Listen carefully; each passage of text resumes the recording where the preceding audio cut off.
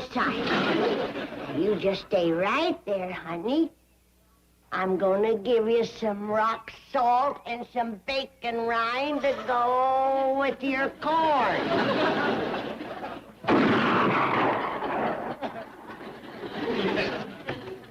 What'd you shoot, Granny? Shot my hat. What bird? There was a crow sitting on it, that's what. Where? Granny, you're getting too old to do your own scarecrowing. Your joints will lock on you. Why don't you let me make you one? 'Cause there ain't no scarecrow that can shoot straight.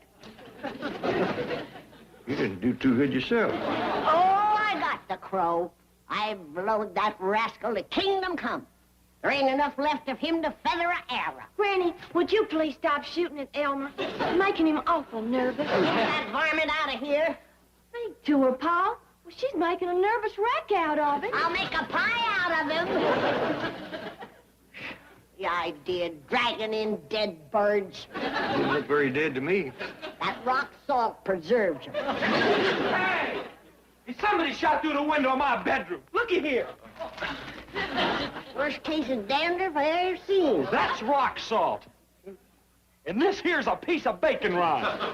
I ain't gonna cure it. We'll have to dip his head in hot creosote. Now listen, Granny. Calm down, boy. Granny, suppose you go out and look after your corn crop. What's the use? Nobody can grow nothing around here. What with the crybabies, the crows, and the bats. We ain't got no bats. What about the old bat next door? Calls the police every time you try to do something to improve the place. Like raise hogs or chickens or run a few goats. Granny, you can't fault Miss Drysdale for that. You gotta remember you're living in the city. You call this living? I'm buried in the city, and I'm getting tired of it. All right, Granny. Why can't we live in the country where folks can breathe, raise things, and shoot off a gun? All right. Oh! Young'uns, I got a first-rate idea. You know, Granny's birthday's coming up soon. I know. Yeah, I'm going to make a scarecrow for her corn patch. And I'm going to make her a great big old cedar chest. You know how she's always talked about needing one. It was dandy present. You know what I'm gonna give her? What, Pa? A piece of ground. A nice plot out in the country where she can plant things. Hot dog. I'll call Mr. Drysdale. Oh, excuse me, Uncle Jet. You don't have to call Mr. Drysdale about buying a plot of ground. I seen some for sale yesterday. You did? Well, yes, sir. Out in the country, too. Great big sign alongside the road. Said, buy your loved one a plot in Happy Valley. Happy Valley. Granny'd like that. I like a pleasant spot. Here it is. Happy Valley. I'll call him for you, Pa. Here's the number, Ellie. Now remember, not a word to Granny. You want this to be a surprise.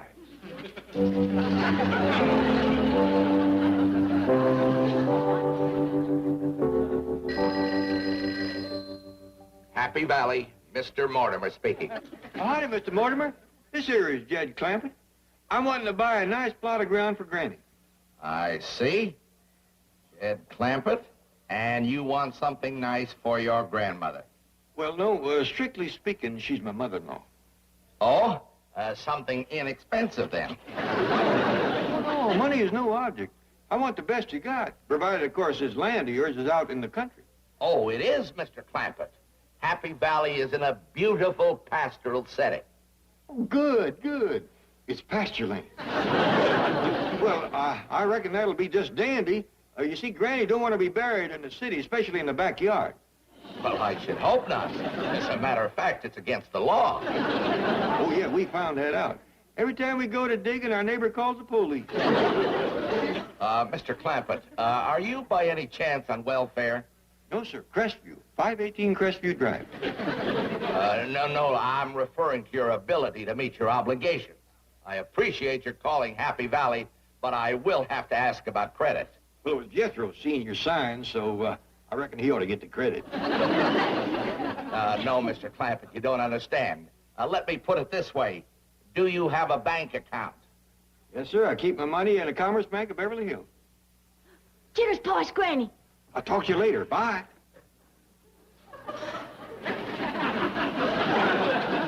What's going on? You look guilty as 3 possums in a hen house. What are you talking about, Granny?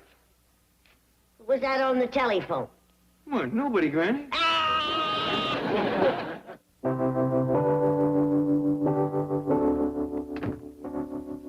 Ready to call on the bereaved family, Mr. Mortimer. Good. Now, here's your fact sheet. The name is J.D. Clampett. The address is Beverly Hills, and the bank account is $65 million. And the name of the loved one? Look, as far as I'm concerned, it's J.D. Clampett. I meant the name of the dear departed. I don't know. It's his mother-in-law. They call her Granny. I want you to try to sell him a family plot. These people are loaded. I see there are 4 in the family. Yes, but I want you to sell them 5 plots, one for their banker. Their banker? Believe me, when Clampett goes, that guy will kill himself. You know, come to think of it, the banker's married, too. Sell him a 6-pack. Mr. Mortimer, try to remember you're not peddling beer anymore. I'm not peddling plots, either. The guy that sold me this property said I'd make a killing here. I may have to get any business.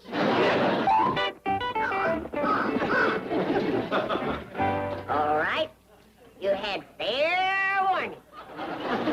This time, you're going in a pot.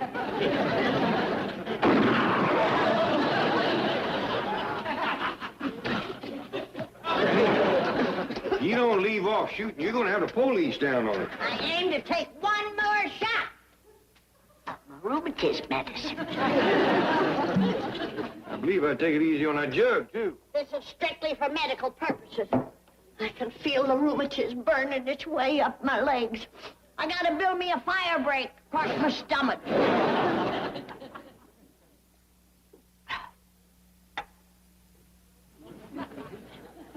More? That was for my left leg.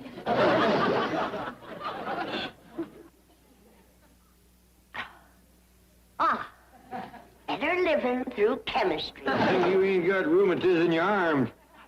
Come to think of it. No, give me that. That's enough. There's a man to see you, Pa. Oh, it's about your mother-in-law, Granny. You ain't from the police, are you? No, I'm from... Good. I was hoping they hadn't heard about the shooting. There's been a shooting? Miss Granny.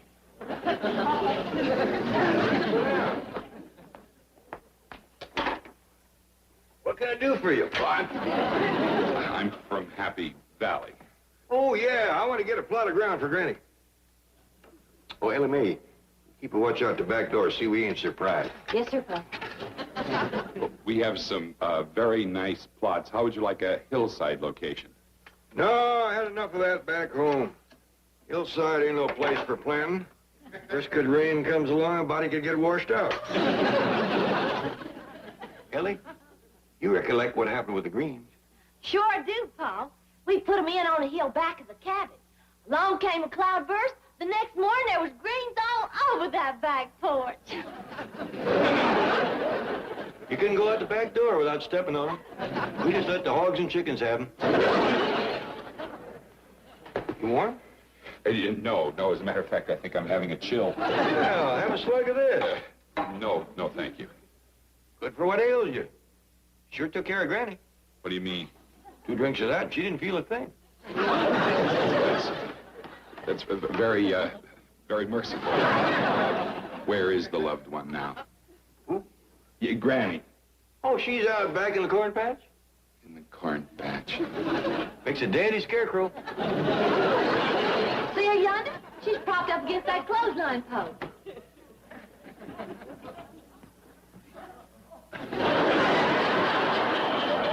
You don't intend to leave her out there like that, do you? Oh, she's all right. Just twixt you and me, she's pretty well pickled. Pickled?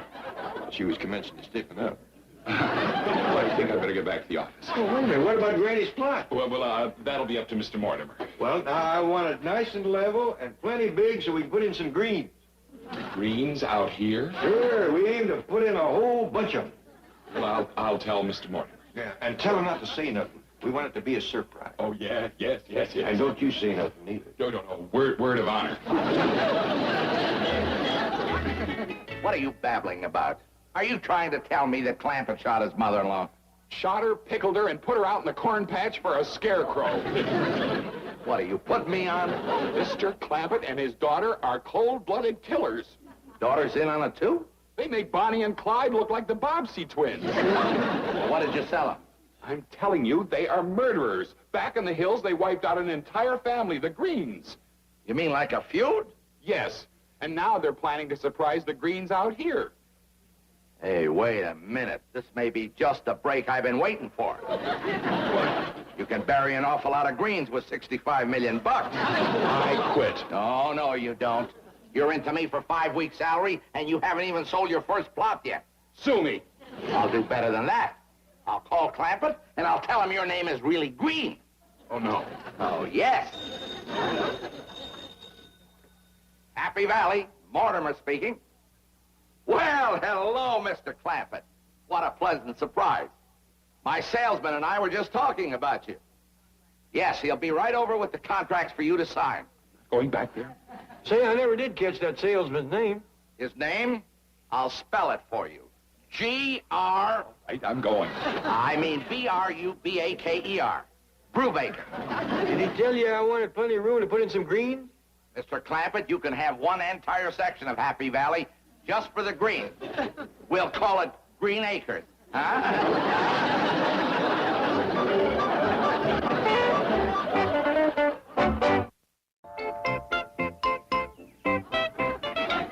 Really cedar, Jess. How do you like it? Well, first off, it ain't cedar. It's pine. Well, I know, but we ain't got no cedar trees. You cut down one of our trees to make that? No, sir. Cut down one of Miss Drysdale. Why? So Granny won't know about it. Well, Miss Drysdale will know about it. She's gonna yell bloody murder.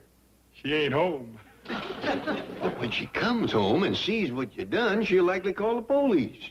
No, she won't. I gnawed the stump so it looked like a beaver done it. Boy, get over there and dig a hole. We try to put in a new tree before she gets back. Look here, Pa. I baked Granny a birthday cake. Well, now, would you look at that? Hey, that's hard as a rock. Why, go dig a hole. Yes, sir. You want me to bury it pan and all? Science? For the tree, boy, for the tree. Well, Ellie, that's a dandy-looking cake. Thank you. Got a lot of body to it, eh? What kind is it? Oh, this here's the marble cake. Well, now, I reckon you're going to write Happy Birthday, Granny, on there with icing, huh? Yes, sir, Pa. Are we gonna have a surprise party? That'd be nice if we could hide all this stuff from Granny for 2 more days. Oh, I could hide my scarecrow and my cake in Jethro's cedar chest. Yeah? Well, I'll take this in and put some icing on it. Oh, honey, that might be a little risky right now. Granny keeps coming back in the kitchen for rheumatiz booster shots. Get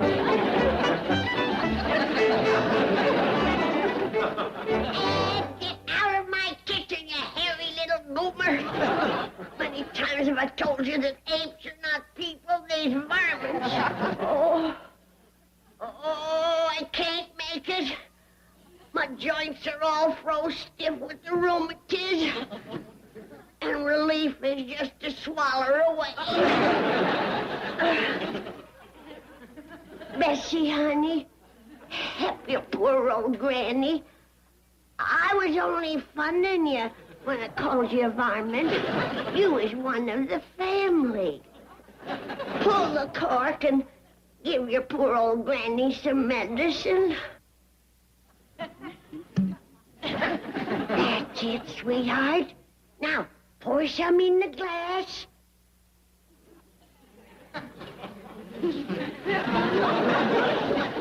Oh, you're such a darling. Now, raise the glass to Granny's lips so she can thaw out.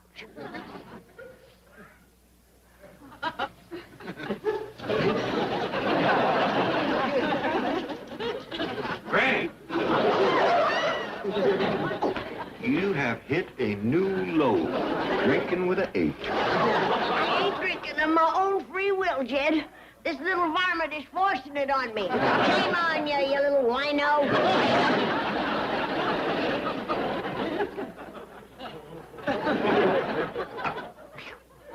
Turned off kind of warm, didn't it? Granny, listen to me. You go upstairs and take a nap. Well, I can't. I gotta watch my corn. You gotta watch your health. I'll drink to that. There you go. Now you go up and lay down and rest. It's too hot in the house. Well, then go in the root cellar and lay down. Good idea. I'll take this with me to keep it away from that alcoholic ape. Oh, I'll take it with me. Now, you go have yourself a good long sleep. How about a nightcap? Good idea. Pull it down over your ears. Can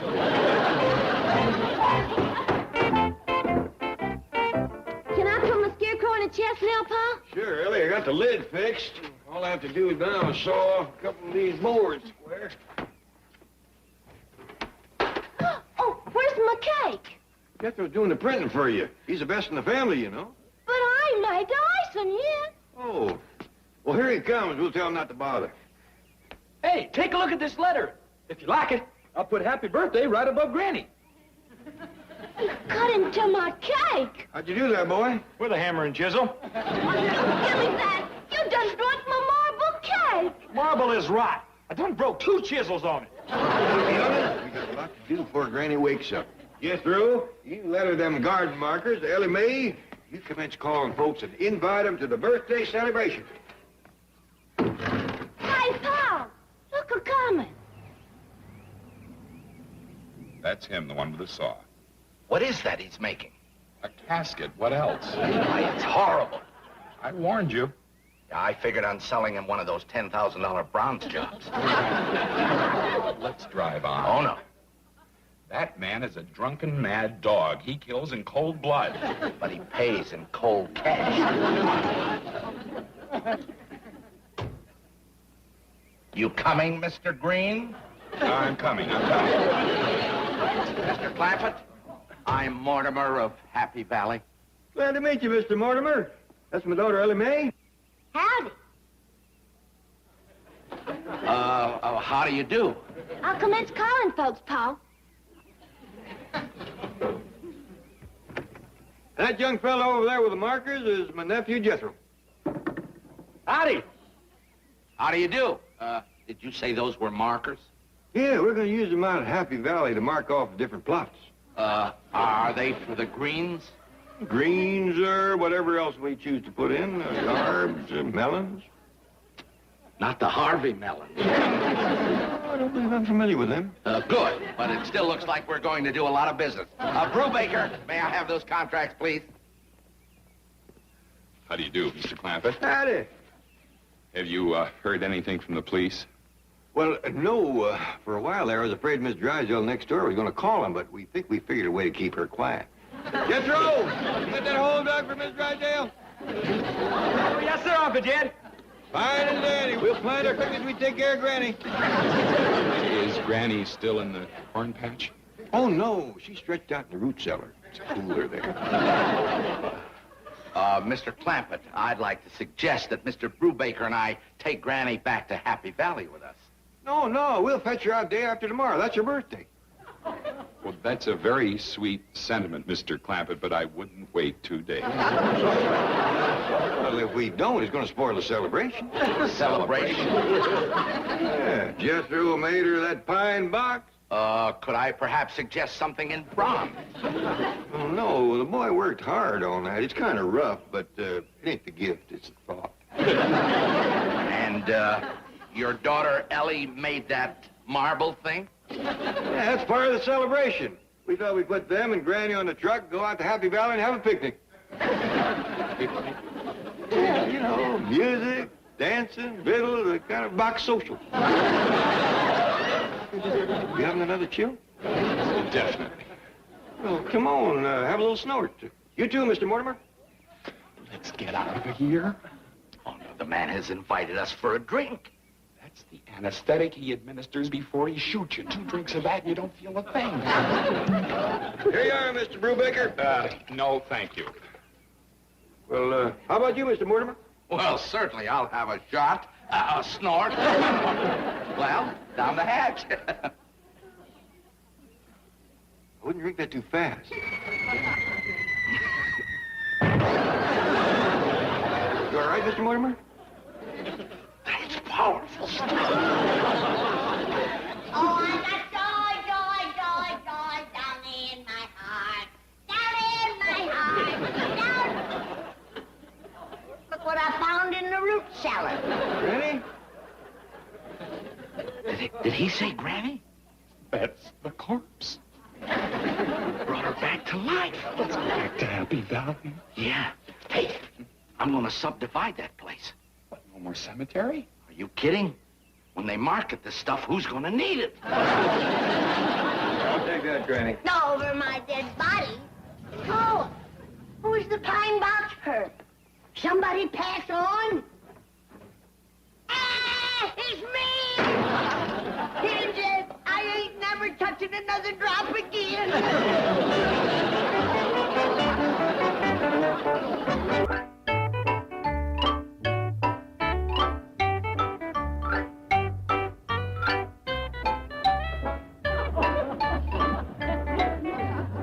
Faster, Ellie. I want Miss Drysdale to get an uncut whiff of my possum rendering.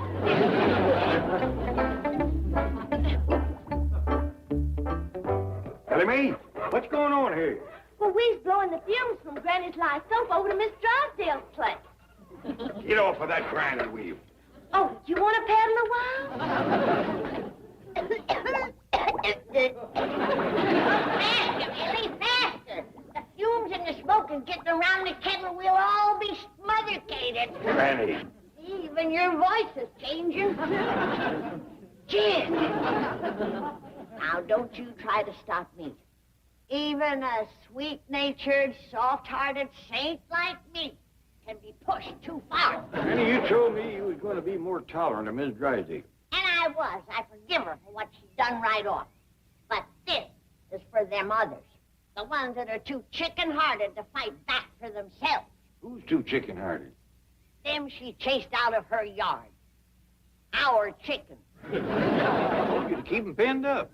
The only thing she hates in her yard worse than chickens is us. Well, they was just offering a hep and claw. She was having a lawn party. And folks was chomping on cookies and cakes. And our chickens seen the crumbs they was dropping. So they went through the hedge to help them clean up. That still ain't an excuse to go building a whole list to torment her. What are you doing out here anyway? Are you some kind of a troublemaker? In fact, I got a letter for you. Letter from me? Who's it from? I don't know. It ain't got no return address. I'll see if it open. Oh, Granny, it's for you. Just open it. I ain't used to getting mail addressed to me. The only mail we get is for that other family. Name of Octopus.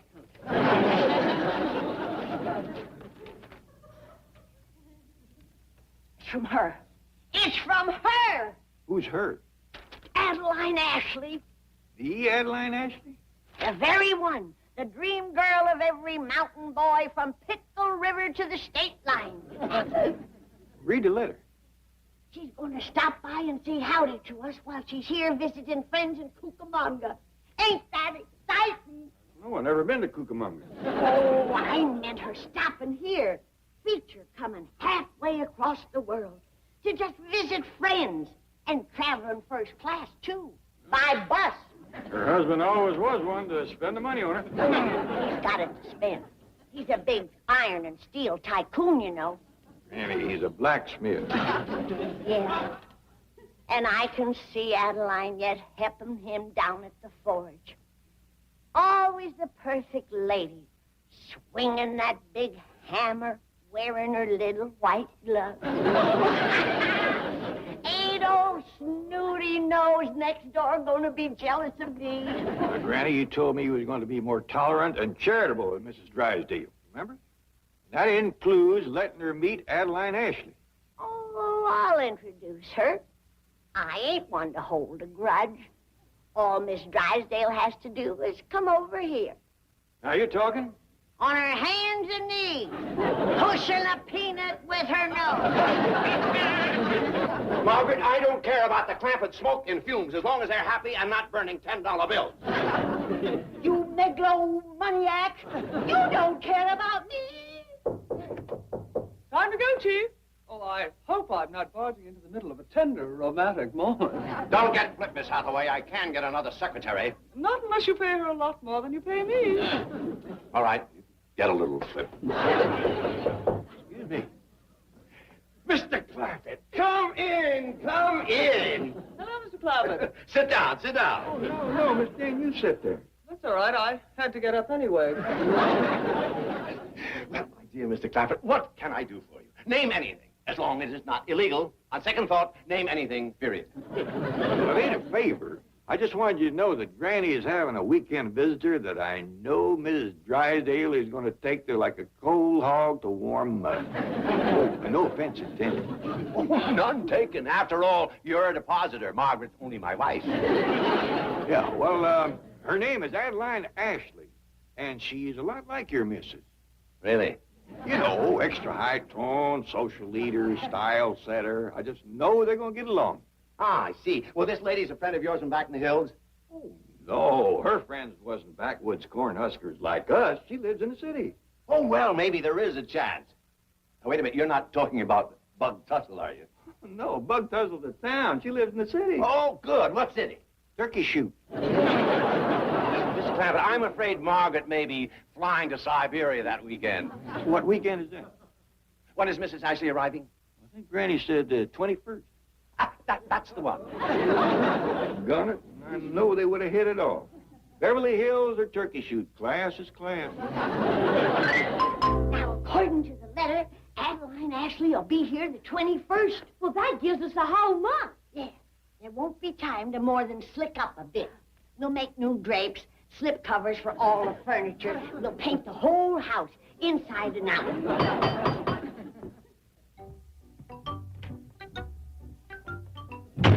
It's her! Adeline Ashley.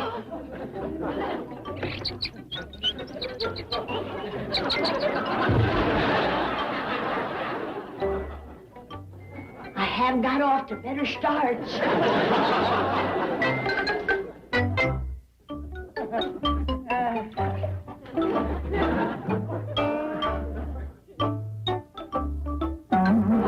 The Beverly Hills, Miss Ashley, ma'am. Your Majesty. Up in gizzards. My nose is plumb broke. No, it's up in the air like always. Feels like it's the mule ticked. What you put on it? The front door. No, I'm sorry, what did you put on that cork? My very best corn squeezing.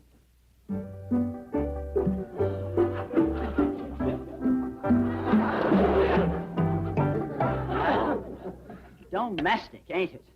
What? I favor the imported corn squeezing. You know, from over the county line. I'll send Jethro to the hills for some. He can be back in a couple of weeks. Never mind. How's Mr. Ashley? Is he sick? Oh, no, nothing like that. Oh, good. He died.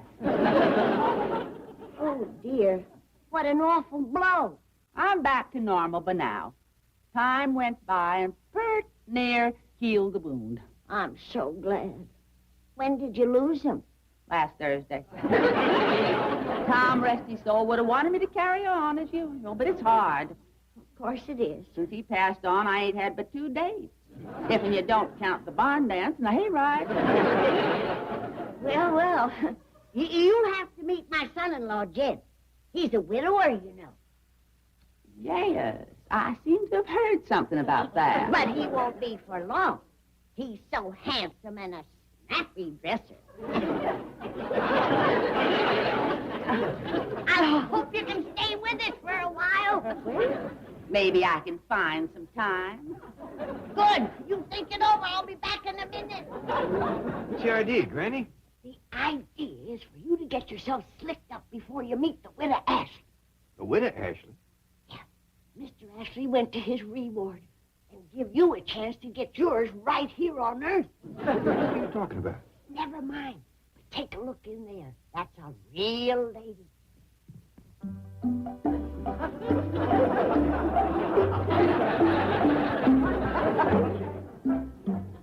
real lady, she tips a jug a lot like a real man. Did you see her little finger up in the air? That's what you call manners. Either that or for hanging her empties on. Yes, it could have been a very sticky mess, Miss Hathaway. I can't imagine Margaret meeting Adeline Ashley.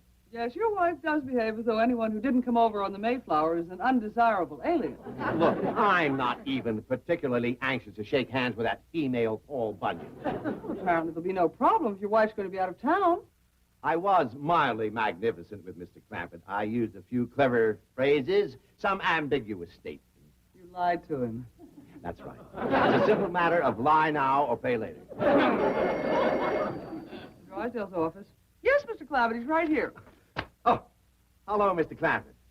I just want to tell you how inconsolable Margaret was when she found out that she wasn't going to meet Adeline Ashley.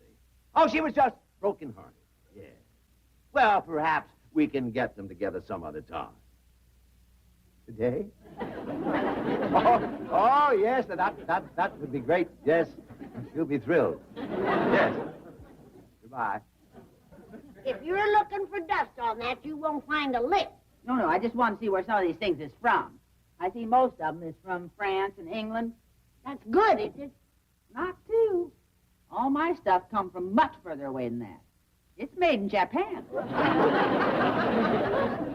Well, here comes my tall, rich, handsome, kind, considerate, widower, son-in-law, Jim. Jim, I want you to meet the beautiful, elegant, fancy-mannered, well-dressed, and very strong widow, Adeline Ashley. Hi, Miss Ashley.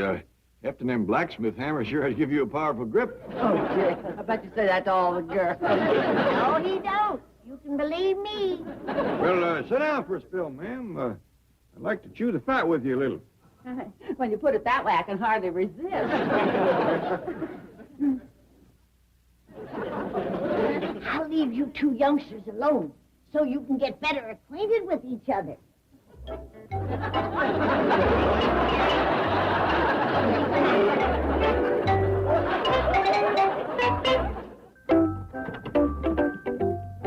Well, how are you two getting along?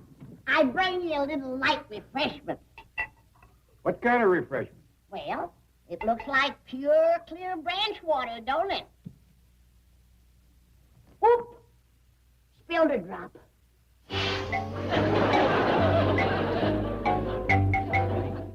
You take your rheumatism medicine out of here. But, Jed, it's my private stock. I told you, I don't want nobody drinking that. It's already been sitting so long that it's only good for blasted stumps. All right, Granny. I find Jed's company is all the refreshment I need. Oh, fine. Then I'll put on a little mood music. Something to break the ice.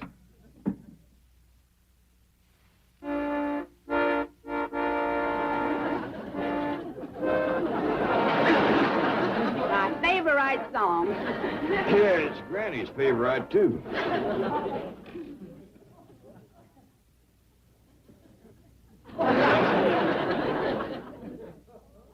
Well, let's get back to our next-door neighbor, Ms. Drysdale. Oh, do we have to?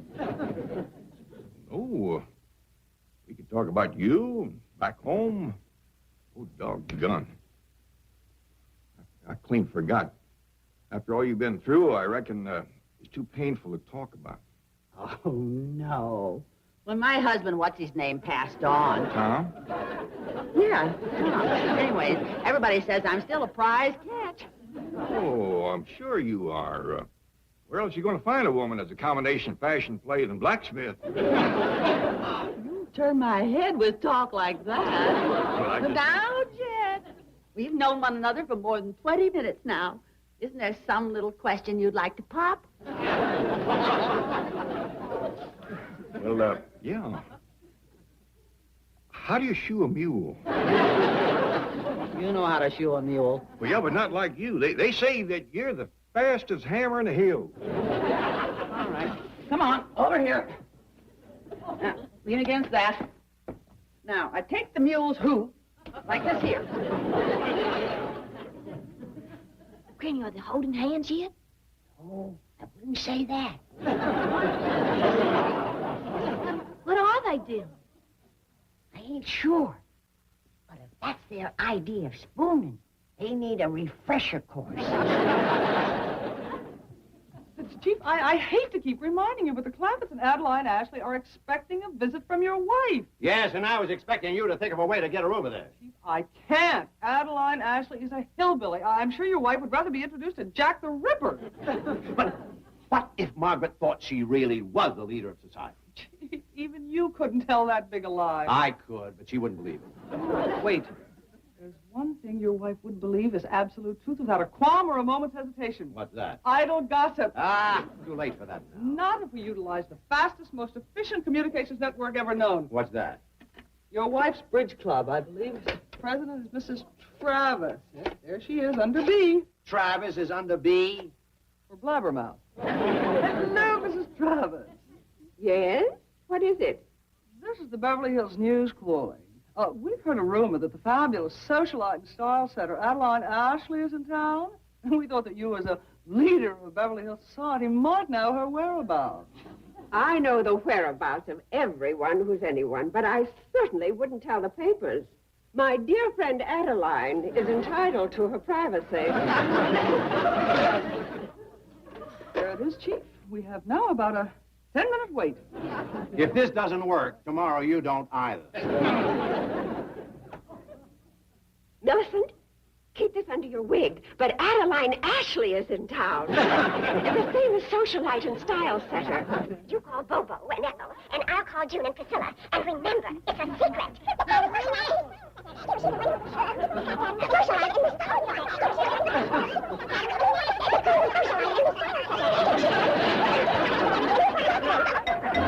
Almost 10 minutes now, Chief. This telephone scheme isn't going to work. Say, maybe I could blackmail Margaret into meeting this Adeline Ashley. I still have those snapshots of her in a bathing suit. Any time now. Yes? Oh, Margaret. What news? Adeline Ashley is in town. She's a legendary figure. Zillionaires. She has her own private fleet of yachts and a staff of ex-husbands to man them.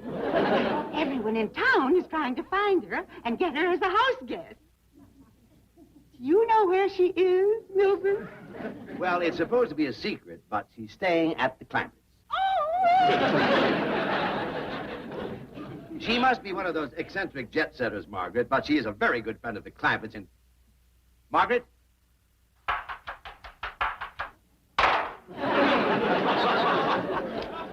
Jed, don't you want to talk about something besides Granny when you're with a pretty girl like me?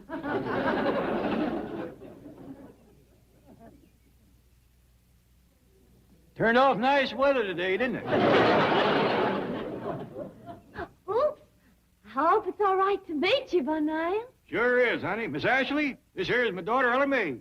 Howdy. Howdy doody. Howdy doody. Granny said you was a real fancy talker. Mercy. That's French for thank you. Boy. Well, I'm feeding my critters now. Bye and mercy. By golly, she is anxious. I believe she would have pushed a peanut over here with her nose. It ain't only Elias needs help. You could use some advice on dressing yourself. This is my Sunday best. Yes, but your outfit would look a heap better if you was wearing spats with them boots. I'm obliged to you for your help. As your wife, it wouldn't take me but a minute to have you all looking just as classy as me. Now, how about it, Jed? Headline. All right. I'm gonna stop playing coy. Guess I'll have to twist your arm a little. Marry me. I'm sorry, Adeline, but no. This is the hose I got my first husband with. Miss Ashley, you're trying my patience. I declare. First it was grabbing his boot in the parlor, and now this. I'm going to have to give both of you spooning lessons. Adeline, our snooty neighbor over yonder, Miss Drysdale, wants you to be her house guest for a couple of weeks. I already know your answer. I accept. That's the wrong answer. I ain't throwing away my youth waiting for you to propose, Jed. I've already wasted half a day. Adeline, you mean you're going to stay over there with Miss Drysdale? Well, I've got to get back to some sophisticates like myself. You know, the in crowd. Hey, wait! Let her go, Jethro. But look where she's headed. She won't see the Drysdale's fish pond. Let her go, Jethro. See? She got soaked. Yeah.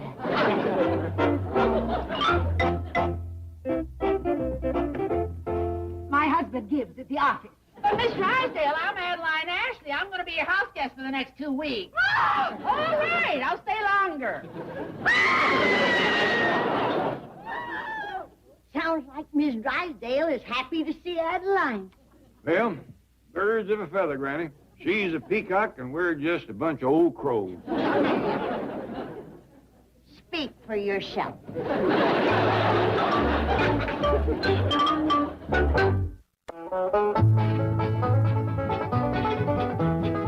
Go behind the scenes with Paul Tracy and feel the rush on and off the track. Race Car Driver, the new Superstation WGN original series, is reality at 200 miles per hour. Premieres Wednesday, September 7th at 8 Eastern on Superstation WGN. You folks for kindly dropping in. You're all invited back next week to this locality to have a heaping helping of their hospitality. Hillbilly, that is. Set a spell. Take your shoes off. Y'all come back now, dear. This has been a Filmways presentation. Viacom.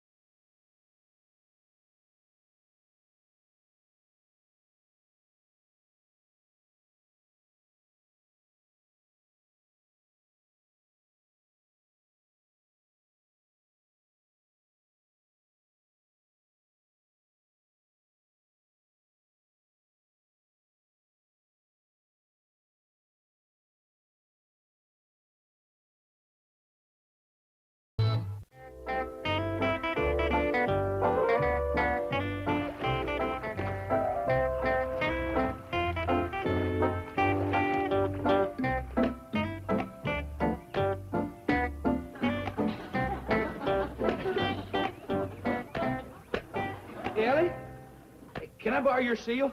Why, sir? I got to practice being a Navy frogman. I thought you was going in the Army. Yeah, me too. But I'm tired of waiting for them to call me, so I'm joining the Navy. Well, what does a toad man do? Not a toad man, a frog man. What does a frog man do?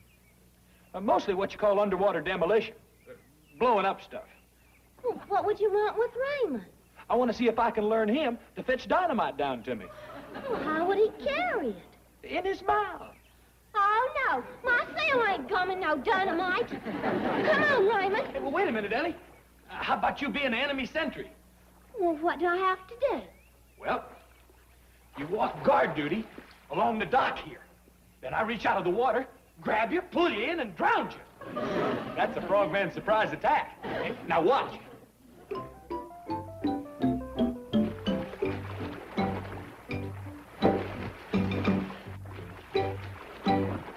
Oh! That for a surprise. Enemy sentries ain't supposed to stomp a frogman's head. Oh, that dumb old girl. This is the way we cook our mash, cook our mash, cook our mash. This is the way we cook our mash so early in the morning. This is the way we cook our mash. Granny! Ellie, don't scare me like that. If I was to have dropped this jar, we'd have cleared them bushes on the fly. This stuff is mean when it's green. Paul says you wasn't to make no more moonshine. Moonshine, this is my flu serum. He's expecting an epidemic, you know. And it's my duty as a doctor to be ready. This cure the flu? Well, it's more what you call a body conditioner. If your body can handle this, it can handle anything. You're making medicine. Why do you have to hide like this? Child, ain't you never hear of industrial espionage? Like one of the biggest outfits in the world has been trying to find this setup. Been trying for years. Who's that? The U.S. government. I gotta make a series of quality control tests. First, The shotgun test. Gotta see what kind of flavor it's got. Why do you call it a shotgun test, Granny? You gotta hold the shotgun on me to make me taste it. I don't want to do that, Granny. You got to, honey. I ain't as young as I used to be. And remember, it's for science.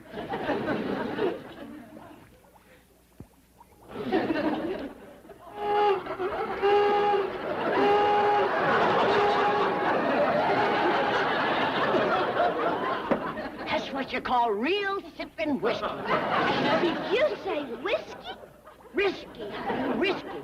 You sip this at your own risk. You see, this is just the base. I ain't put in my secret ingredients yet. I'll go fetch it. Oh, want me to do it for you, Granny? No, honey, it's a secret. You go take my wash off the line. Oh, I already done that. It's in the basket on the steps. Oh, thank you, honey. Throw out the lifeline. Someone is drifting away. Throw out the lifeline. Throw out the lifeline. Someone is sinking today.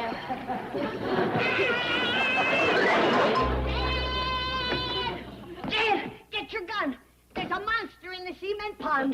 Monster? Great, big, black, slimy-looking thing. Must be 8 or 10 foot long.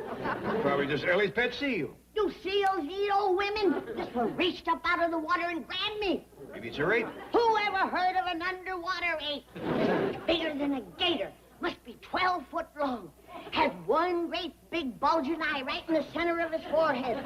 Big roots growing out of his mouth. Ugly growth on his back. Must be 15 feet long. The monster's growing pretty fast. You've seen him, have you?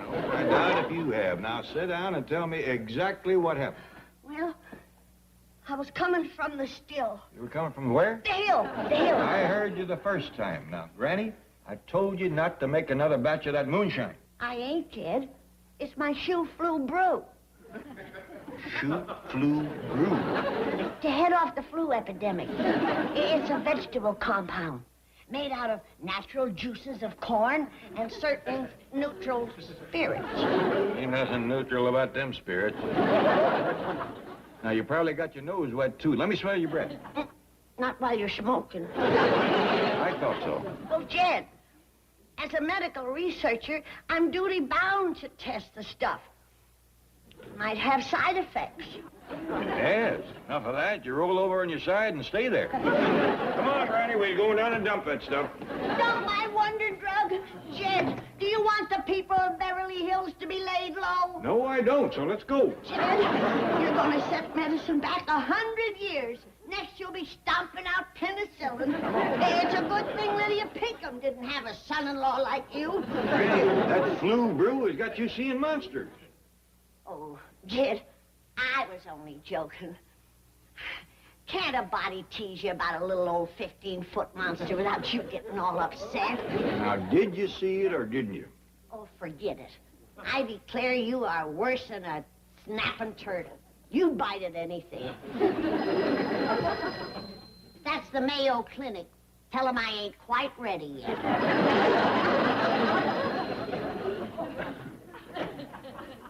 Ed Clampett speaking. Mr. Monster, are you in there? Was you for real? Or did I just run off a bad batch? I guess I tested it too soon. That green stuff plays tricks on you. Throw out the lifeline, throw out the lifeline, someone is drifting away. Throw out the lifeline. Dad! I think I caught the monster! Dad, I think the monster caught me!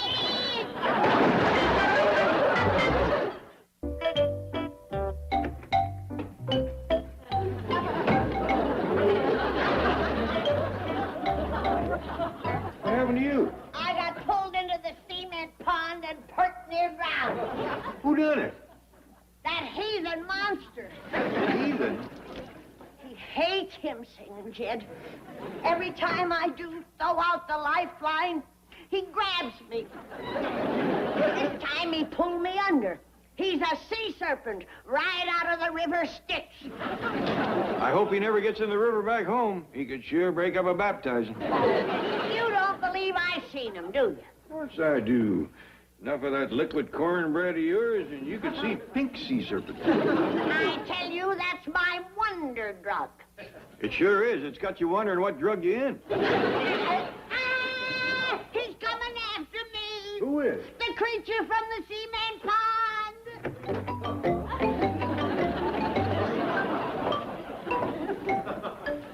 Pray, Jed, but quiet.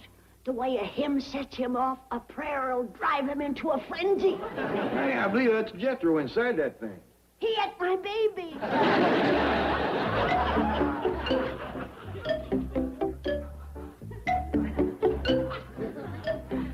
Make him spit you out, boy. Granny, that ain't no monster. Here's the boy's wearing some kind of a suit. Sure had you going, though, didn't I, Granny? You mean it was you who grabbed my pole and pulled me into the cement pond? Yeah. You was under the water? Well, yes, sir. This outfit's got an air tank, flippers, mask, weights. If it ain't got wings, I think you're in trouble. Granny, don't let go! What'd you say, Jim? Boy, old Jethro can sleep any place. He's laying out in the corn patch in his toad man suit. He's what? Oh, he says he's going to join the Navy and be a toad man. Or is he going to be a frog man? He's going to be a dead man if he scares me. Bless you, Granny. You better change into some dry clothes, Granny. I'll look after Jethro.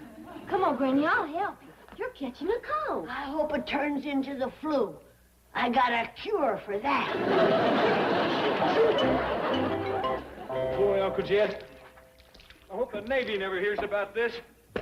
Frogmen don't go around hanging up their granny's bloomers. They don't go around yanking their granny in the pond, neither. Yeah, well, I got the wash all hung up now. Now I'm going back to my training. How come you to pick this frogman work?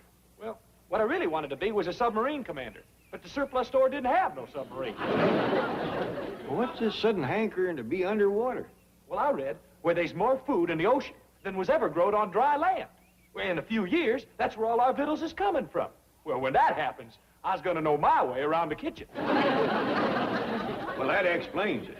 Help me on with my mask, will you? What you aiming to do? I am going to destroy an enemy underwater installation. How you aiming to do it? I got a demolition charge set at the bottom of the pond. All I got to do is connect it and set it off. Ain't that kind of dangerous underwater? Uncle Jed, I am a frog man. Up here, I think like a man. But underwater, I think like a frog. Well, that'll be a help.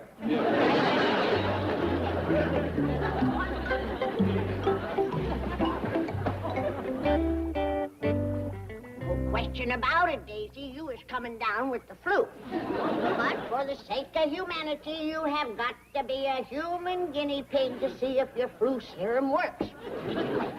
Hope it ain't too green. But them's the chances us medical researchers has got to take.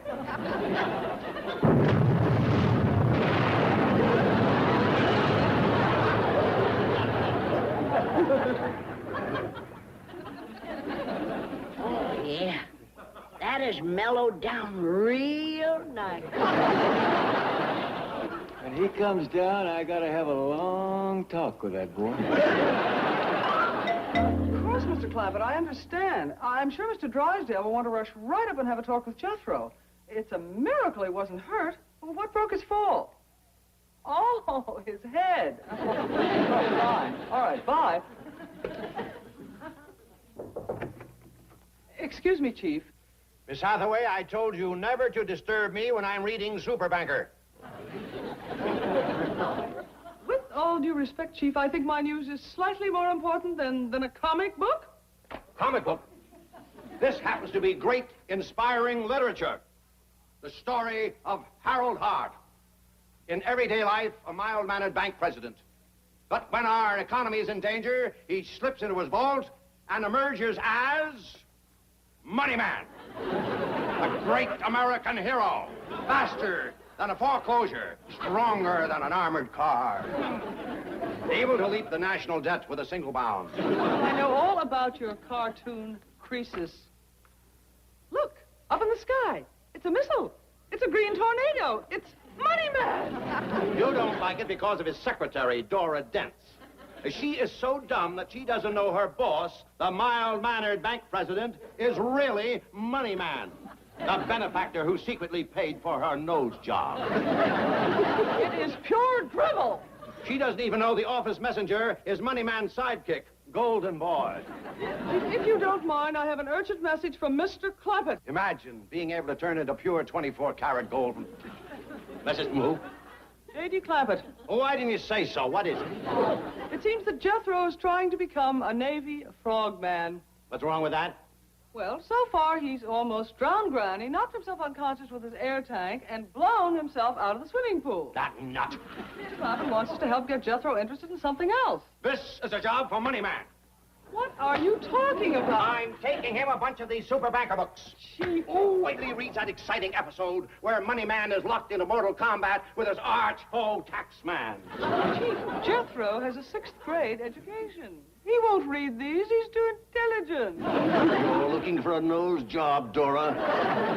All right, seriously. If you think comic books will help divert the boy, let's give him something really thrilling. What could be more thrilling than trying to outwit the Internal Revenue Service? Come along, vile-mannered bank president. That's mild-mannered, imbecile. Oh, why can't I have a messenger who turns to gold instead of a secretary who's all brass to begin with? Hey, Jethro, where'd you get all them there comic books? Mr. Drysdale and Miss Jane fetched them over to me. Well, where's your Toadman suit? Frogman. What's left of it's out back. You can make it into slingshots. Well, ain't you gonna do no more underwater dynamiting? No, sir, no. What's that sloshing noise? Did you hear it, too? Sure did. I think you got a head full of water. That's it. The Navy can have them underwater victuals. I'm going to the moon. Moon, what for? That's what for. That whole planet is covered with nothing but these here beautiful moon maidens. Well, how do you know? Would they print it in a comic book if it weren't true? I'm going to be the first man to land on that rascal. Well, how do you aim to get there? I'm going to buy me one of them great big space rockets. Now remember, Mr. Drysdale, I aim to pay for anything Jethro needs. Mr. Clappett, please, that could run into millions. Oh, it's only money. Steady, super banker. Like I said, I don't want the government paying for Jethro's military training when they is in debt, and I got so much. You're a real patriot, Mr. Clappett. Well, thank you. Now, I have heard him mention he wants a submarine. Submarine? Here, this will bring him around. Thanks. I needed that. Mr. Clappett, I have an idea that can solve all our problems. We'll get Jethro in the reserve. Reserve? Yes, they'll give him tests to determine how he can best serve his country. Well, that's what we want, all right, but how does he go about joining? Get in. We'll go down to reserve headquarters and talk to him. Well, hadn't we ought to take Jethro with us? Oh, no. He'll be better off right here. Okay. I'll get me a trailer, come by, and pick it up right away. Thank you. Bye. Well, if it ain't Charlie Tuna. Guess what, Granny? I'm going to get me a rocket and go to the moon. You pull me in the pond one more time and I'll put you there without a rocket. I'm all through with that underwater stuff. Man don't live by victuals alone. Moon maidens, here I come.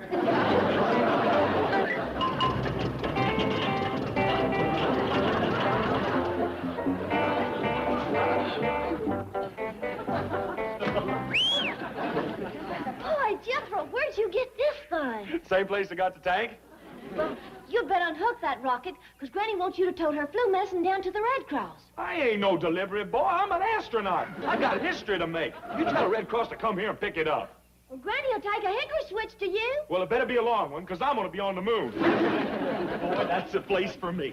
Acres and acres of green cheese, swarming with beautiful women. Betwixt the necking and the snacking, I'm going to be real busy. When are you coming back? Who's coming back? Well, you better ask Popo you go a-taking off. King of the Moon don't have to ask. Who's that? Jethro the First. Come on, Ellie, give me a hand. What are you fixing to do? I'm fixing to aim this rascal at the moon. Now, let's see. It's usually between the elm and the sycamore. Allowing for wind, gotta lead it a little. That ought to do it. Let's commence the countdown. Let's see, the mouse's hands is on 10 and 3. That means it's 10 minutes to 3. I know that. What you gotta watch is the mouse's tail. That's the second hand. See? It goes up to the 12. Yeah. There, 0 minus 60 seconds and counting. Time to put on my astronaut suit and load my rocket fuel. Where is the rocket fuel? Oh, man, I plumb forgot to buy any. Doggone! Well, as long as you ain't going to the moon, you can go to the Red Cross. Come on, I'll help you load Granny's barrel in the tank. I ain't getting in no tank without distilled dynamite. Granny says it's medicine. I don't care what she calls it. One jolt and that stuff will blow me higher than... That's it! Ellie, quick, get me a rubber hose. I done found my rocket fuel.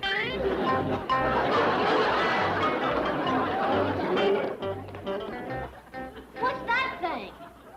This here's a life jacket in case I land in the Sea of Tranquility. 0 minus 10 seconds and counting. Moon rocket to Earth crew. All systems go. Prepare to commence ignition. What does that mean? Light the fuse. Granny's gonna be awful mad. I'll send her a package of cheese. 0 minus 5 seconds and counting. Clear the area for blast off. I hope this batch is as good as the last.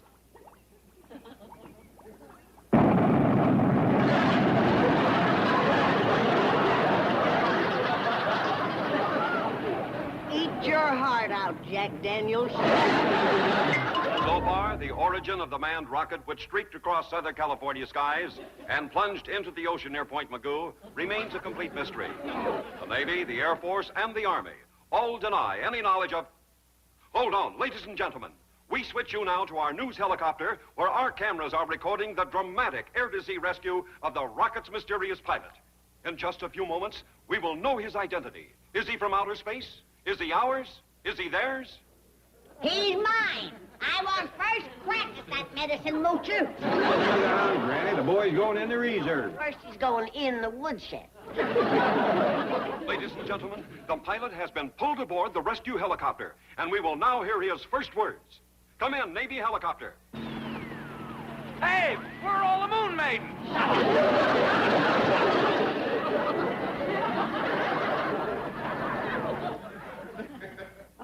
Granny, could Mr. Drysdale have a shot of your flu serum? You feeling poorly, Mr. Drysdale? Oh, no, I feel wonderful. Wait until you see this, super banker. What is it? A bill for that rocket? Make that a double, Granny. Look, he's turning into Money Man. He's getting all green.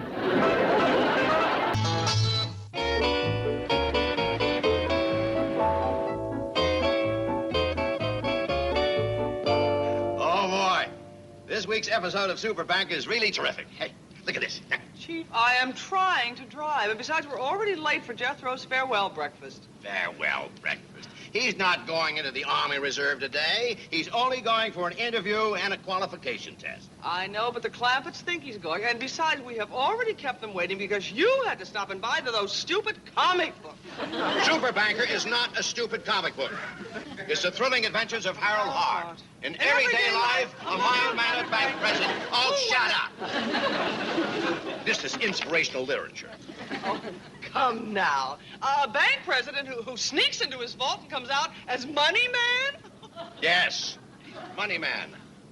A patriot that fights for the things that make this country what it is. Baseball, mom's apple pie, hot dogs, second mortgages, hidden interest charges. In this week's episode, he's headed for France to stop the gold drain. Any bank president who comes out of his vault looking like money is headed for South America. You are coming dangerously close to seditious slander. Money Man is a national hero. Only to you. To everybody else, he is an odious, imbecilic, nickel-nursing nut! That does it! Now pull over and stop this car. What for? I am making a citizen's arrest. Me? You bet. I am charging you with high treason. We're going to the FBI office in the Federal Building. Oh, sit down. We are going to Jethro's farewell breakfast in the fancy eating room. When are we gonna give Jethro his presents and make our speeches, Paul? Well, seeing it don't take the boy long to eat, maybe we'd best commence right now.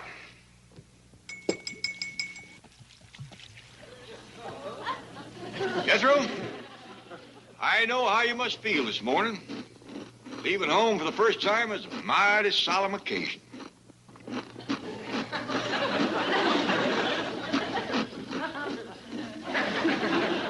I reckon your heart is full and there's a lump in your throat. We're mighty proud of you, and we know that you must be proud, too. Proud and happy at this chance to serve the country that has been so good to all of us.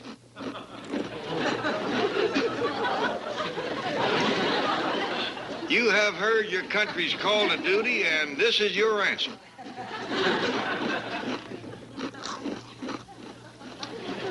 Well, I reckon that's enough talking. I'll show you how I feel. Don't shoot him, Jed. I ain't said my speech yet. I ain't gonna shoot him, Granny. I just want to give him a squirrel gun. Jethro, my pa gave this gun to me, and his pa gave it to him. I think it's only fitting that I pass it along to... Boy. Soldier.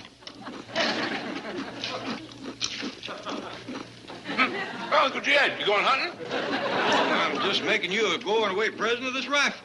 Well, thank you. I know the Army sets a great store by sharpshooting. And old Nellie here can bark a squirrel and...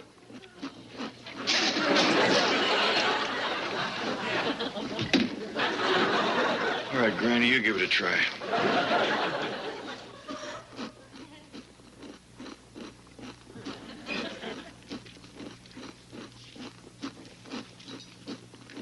Mr. President, members of Congress, fellow delegates, honored guests, distinguished visitors. What's wrong with her? Nothing. She's been reading speeches all week. I think Thomas Jefferson expressed the emotions of all of us when he said, roll in flour, salt to taste, fry in deep fat. Bring it on, Granny. Oh, that's my directions for frying chicken. Keep going, Granny. You're the first one to get his attention. Oh, I can't make a speech, but I would like to say a few words about my present. Jethro, I want you to wear this uniform with pride and valor, like my granddaddy wore it in the Great War.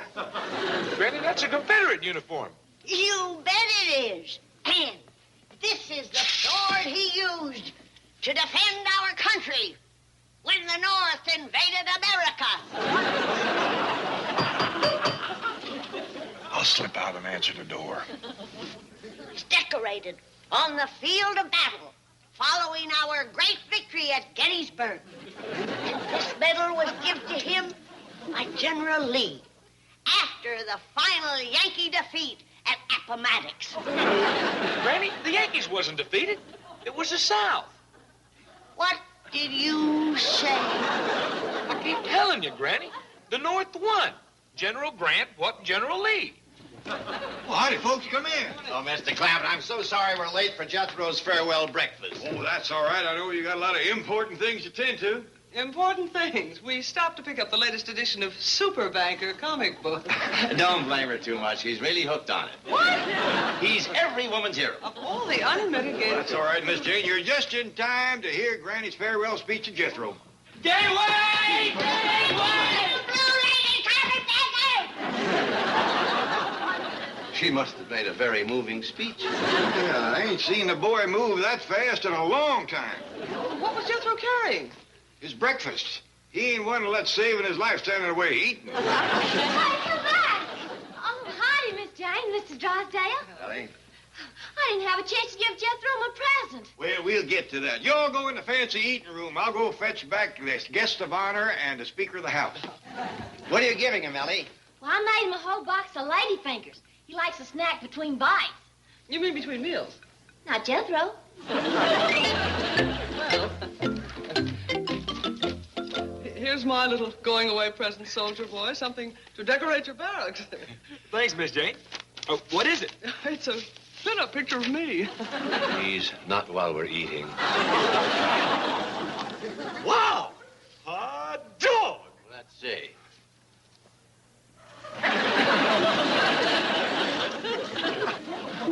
Boy, Miss Jane, in a bathing suit, you're a different woman. How true, how true. Oh, here's my present, Jethro. Now, I know you have an appointment down at Reserve Headquarters, so I won't make any speeches. Hey, will you look at this? Hey, what is it, Mr. Drysdale? That, my boy, is a money man piggy bank. You see, he has the hole in his head. How true, how true. I'll show you how it works. When you drop in the dime, the eyes light up. That's real cunning. Sure is. Here's my present, Jethro. Well, thanks, Ellie. Hey, what is it? Well, I didn't say. I made it myself. Hey, Uncle Jim, will you look at this? Ellie made me bullets for your rifle. That was lady fingers. Give me your sword, Granny. Well, I'm off to the reserve. Bye. Go stand there, Miss Hathaway. Get him, bring him back. Yes, the dear boy forgot his picture. Never mind that. My dime is still in that bank. Make your country proud of you, boy. Remember, you're a Tennessee volunteer. Come on, Ellie. Let's get the flag and the rest of the stuff. Yes, sir, Granny. We've been ripping up petticoats to make bandages. Uncle Jed, I can't show up at the Army Reserve looking like this. What are they gonna think? Well, I'll tell you one thing.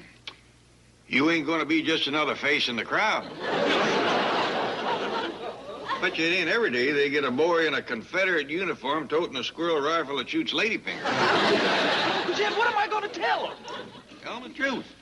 Tell me you wore it to please a sweet, sentimental little old gray-haired granny who would break your leg if you didn't. Can't you convince her that the Civil War is over and that the South lost? No, I can't, and I ain't gonna try. At my age, a broke leg don't mend too fast.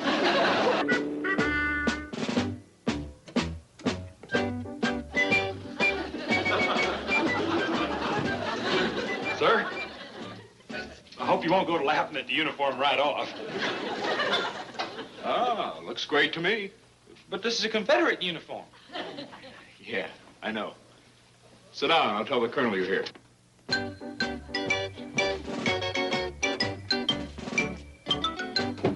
Excuse me, Colonel.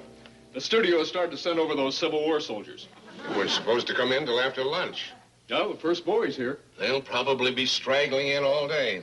All right, send him in. Sir, are you going to be casting any Southern belles? I'm not casting. I'm just the technical advisor. Why couldn't you be an expert on bikinis instead of Civil War uniforms? Send the boy in. And, Sergeant, for your information, it's not just uniforms. It's all equipment. Sir, you ought to go down to the beach sometime. There's some mighty fine equipment running around. Send the boy in. Step right in here, Stonewall.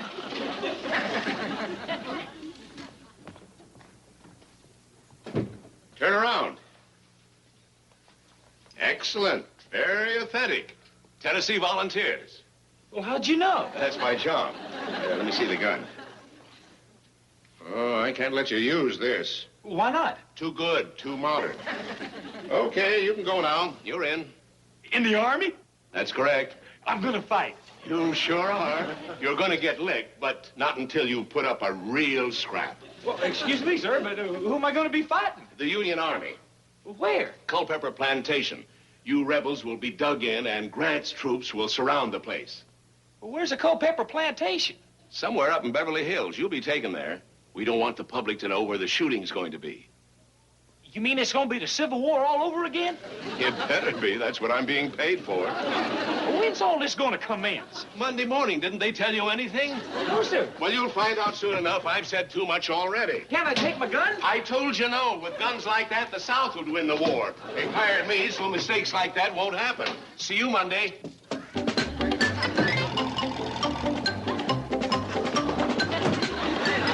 It's lonesome without Jethro. I don't want to talk about him, Ellie. Going off to war without his country's banner. Granny!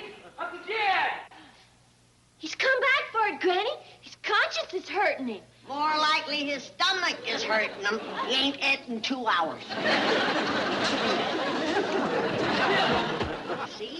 right to the icebox. Hey, Granny, I got news for you. Bare your head in the presence of the grand old flag. Sorry, Hey, how come you're home from the reserve so quick? because I found out who these reserves for. The Yankees. What? The North is going to commence fighting again. No. Yep, I heard the whole scheme down at headquarters. You mean they didn't learn their lesson at Gettysburg and Appomattox? All I know is they's fixing to attack the first thing Monday morning. Where? Right here in Beverly Hills. A place called a Culpepper's Plantation. Well, where's that? Well, they wouldn't tell me. Said they didn't want the people to know where the shooting was going to be. My dingies. Them Yankees meant it. Meant what, Granny? For years they've been muttering the North will rise again. This time we'll nip their rebellion in the bud. Where's your gun? But they took it away from me. What? They said it was too good. Said the South could win with guns like that. Why, them dirty, thieving Yankee bushwhackers. Let's get Pa and go down there and whoop. Yeah, let's go, Granny. No, young'uns, it might be a trap. Now, as for Jed, he's got a blind spot when it comes to the Yankees. He always says, let sleeping dogs lie. Well, they've lied for the last time. What are we going to do, Granny? Well, first we got to get some information. Where the plantation is and the Yankee plan of battle. Well, how are we going to get it, Granny? Did you ever hear of Belle Boyd, the beautiful Confederate spy? No, ma'am. Well, she proved that a pretty face and a stunning figure could always loosen them Yankees' tongues. You know what I mean? Yes, ma'am. Well, good. You stay here and finish the dishes, and Jethro will drive me down.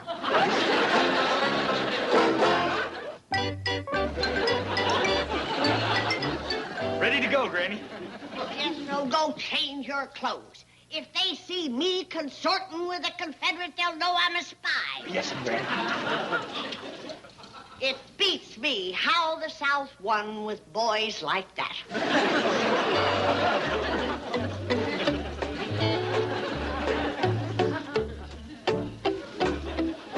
Boy, Granny, you're something else. You ain't just whistling Dixie.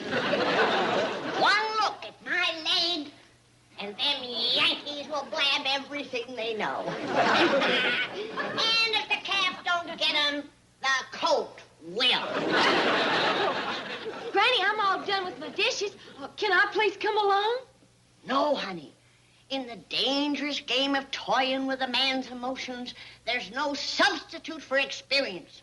And I need all I can get. It's been a long time. Well, couldn't I just watch and see how you vamp 'em, fella? On one condition. What's that? The tricks I learn you can drive a man stark, raving mad.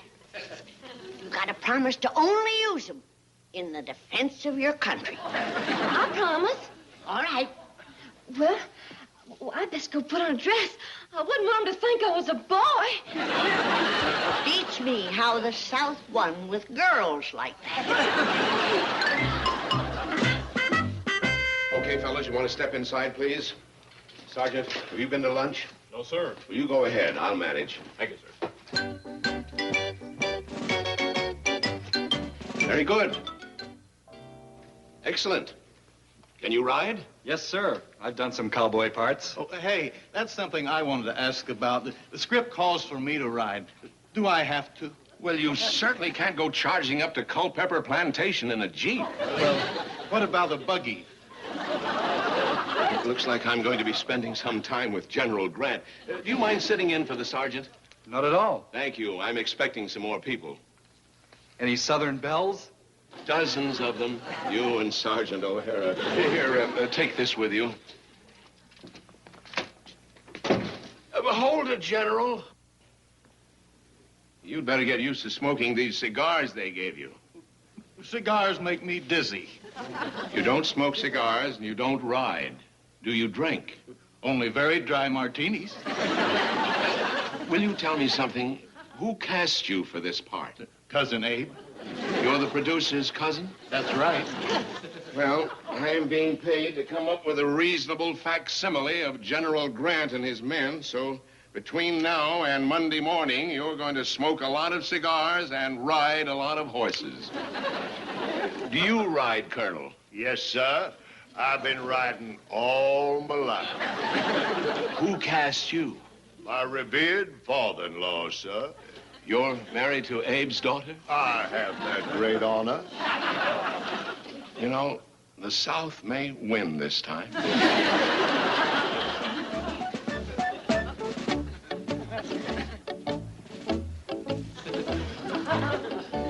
Jethro was right. It's a Yankee soldier. What do you do? You hang back and watch. I'll soften him up. Hello there, soldier boy. I'm sorry. I didn't hear you come in. That's the way I work, Sonny. If you're here to see Colonel Blake, it'll be a few minutes. He's inside talking to General Grant and his men. Grant? Yeah, they're getting ready for the big battle on Monday. Say, haven't I seen you, at Columbia? No. She's never been to Columbia, Tennessee in her whole life. Columbia, Tennessee? She's a northern girl. She comes from Boston. Well, how do you do? Howdy. That's Boston talk. She lives on Bacon Hill. Say, I saw a soda pop machine down the hall. Why don't you two Yankees go down there and have a drink? Would you answer the telephone? Oh, sure I will. If the Colonel asks for me, you tell him I'll be right back. Take your time, Sonny.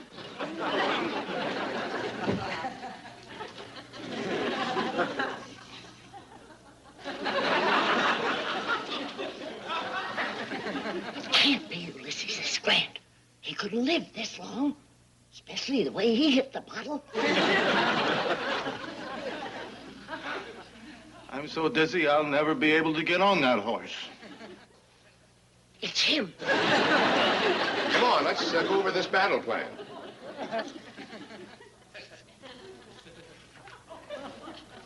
Now, concentrate on this map. Here's the Culpeper plantation. I don't know how to read a map. Besides, I can hardly stand up. That's how he lost Richmond. Now, the first attack on the Confederate position will come at dawn on Monday. Dawn? I'm having a party Sunday night. I can lead the attack, sir. I make a dashing figure on a horse. Listen, Colonel Chitlin, with that accent of yours, we're going to put you in a Confederate uniform. Same old bunch of Yankees, still fighting dirty. Why can't we have the attack Tuesday morning? Because my orders are Monday. Well, I'm going to get in touch with Abe. Abe! Oh, you're back. Come on, Ellie. When can I see you again? After the war.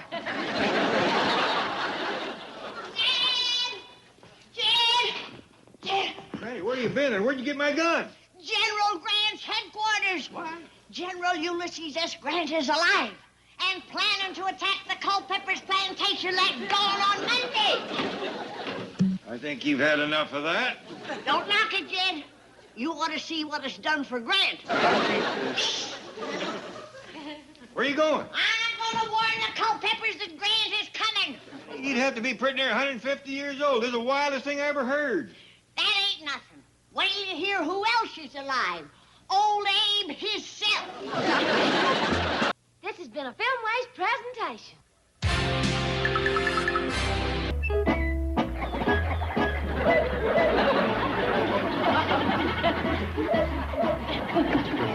Granny, we gotta count this rascal. Yes, Jethro. We have to count every critter on the place. And hide them in the cellar. Because if we don't, the Yankee soldiers will steal them. Even a bear? Why, you can't hardly find a bear in Georgia. Ever since Sherman's retreat to the sea. How's this, Granny? Dandy. He can slip into the Union ranks and spy for us. Abe? They'll never spot him. He'll be just one of the crowd. Made him a sergeant like you said, Granny. Don't worry, Ellie. With his brains, the Yankees will promote him to a major by sundown.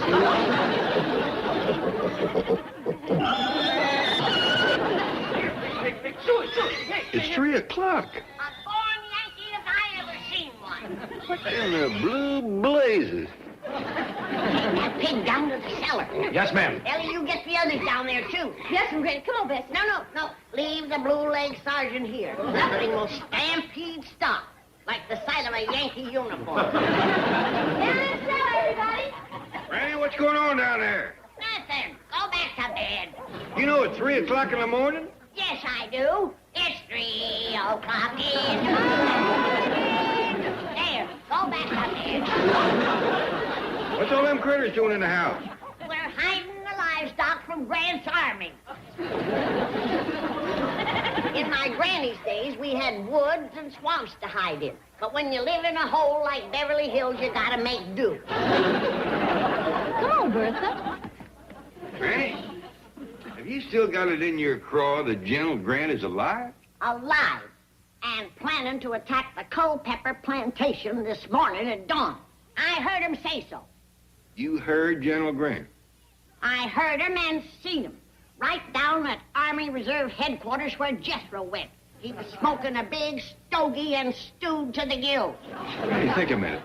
General Grant would have to be close to 150 years old. And he ain't got a gray hair in his head. A smoking, drinking man living to be 150? How could that be? The only way I can explain it is that he was smoking Virginia tobacco and drinking Tennessee whiskey. Where you go? I'm going back to bed. You mean you ain't gonna fight with your family? I've been fighting with you for 2 days. I mean shoulder to shoulder against Grant and his bushwhacking foreigners. Granny, supposing that all this nonsense you've been talking is true, why would the North want to commence a fracas in Los Angeles? So they can attack under cover of smog. This is your last chance. After the war, it's gonna go hard on you, Yankee sympathizers. Sure do appreciate this, Miss Jane. My pleasure. Looks like I'm going to be on time for the board of directors meeting after all.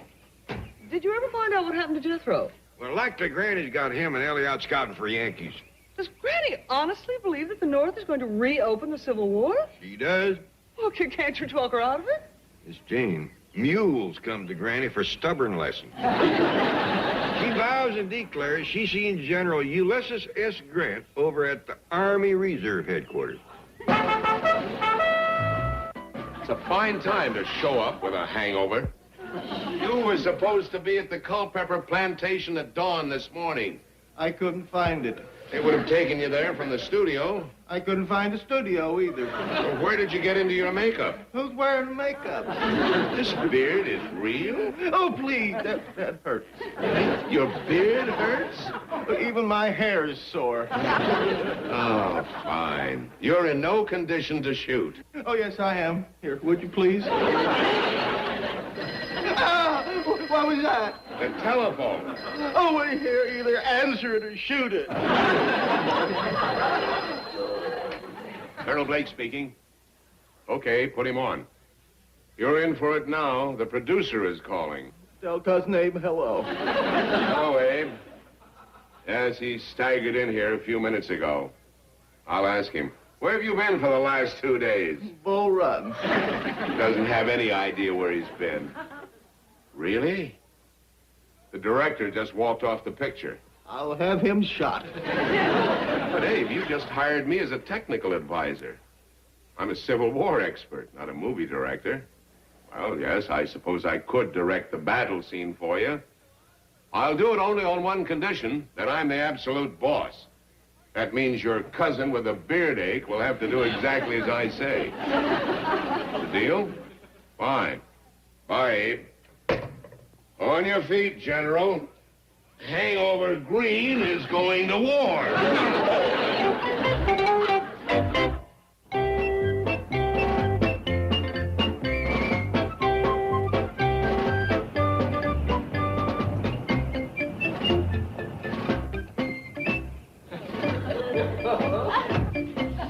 All right, General. This is your last ride in the car for a few days. From now on, wake up! Where are we? This is the Culpeper plantation, which you are going to capture with a death-defying charge. Oh. They've got the white horse ready for you. Oh, great. And not too much soda. You're going to ride it, not drink it. Instead of a white horse, could I have a white flag? I'd like to surrender now. Colonel Blake? Yes? Yes, I'm Foster Finney, your assistant. Oh, glad to meet you. What can I do to help? Well, you can send these technical fellows and all this equipment back to the studio. We're going to spend the rest of the day just rehearsing the action. Yes, sir. And there are still a few mistakes in some of the uniforms. May I go back to Get on the horse. You're the biggest mistake in uniform. I don't know how to ride. We'll teach you. Now, you're going to charge down that hill past the overseer's house through a hail of bullets. Gallop up to this mansion and demand the surrender of the Confederate commander. I don't want all the glory. Why can't my aide gallop through the hail of bullets? I would be happy to demand the surrender of the rebels, sir. I thought I told you to change into a Confederate uniform. The producer of this picture, my esteemed father-in-law, said I could be on the winning side. Doesn't Abe ever run out of relatives? With old cousin Bright Eye here leading the charge, it may not be the winning side. Nevertheless, with your kind permission, sir, I will be honored to deliver the surrender ultimatum. Listen, Colonel, with that accent, the only thing you can deliver is a bucket of fried chicken. Colonel Blake, I've dismissed the crew and they're loading the equipment. Good. Now, have one of the Confederate soldiers change uniforms with Colonel Chitlin here. Oh, I'm sorry, sir. The Confederates aren't here yet. The studio bus broke down. Oh, boy. How soon will they be here? Pretty soon. They're coming on foot. What a war. Get on the horse!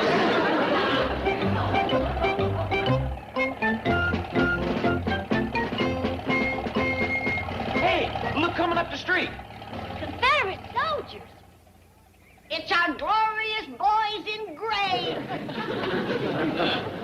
Hide that Yankee, Billy? He's out of sight, Granny. Hello, boys. Are you headed for the Culpeper plantation? Yes, ma'am. Where is it? Just up the street. Well, you better get a move on. General Grant's likely took the place by now. The last I heard, they won't start shooting till after lunch. That'll give us time to get our weapons and join you. Hold out till we get there. B for Vicksburg!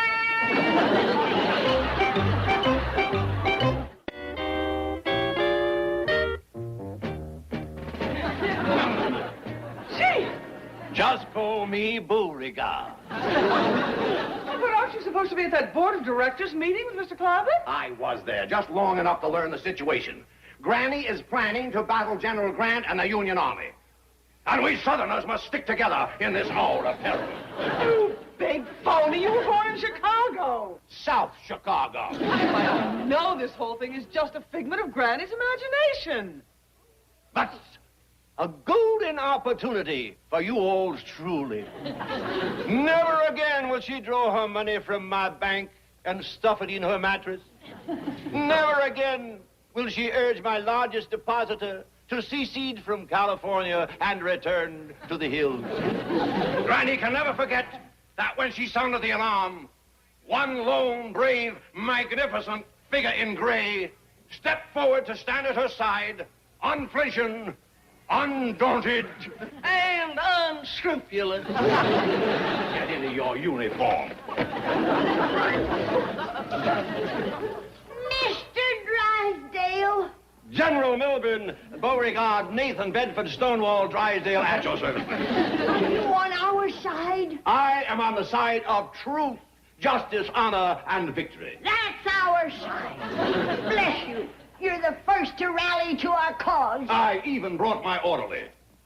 Step in here, Private. Oh, the poor boy. He's nothing but skin and bones. Have you been in prison, son? Yes, the Commerce Bank. Miss Jane. Just one of the many faithful employees who begged to follow their beloved general into battle. Would you like to have a gun? Oh, boy, would I.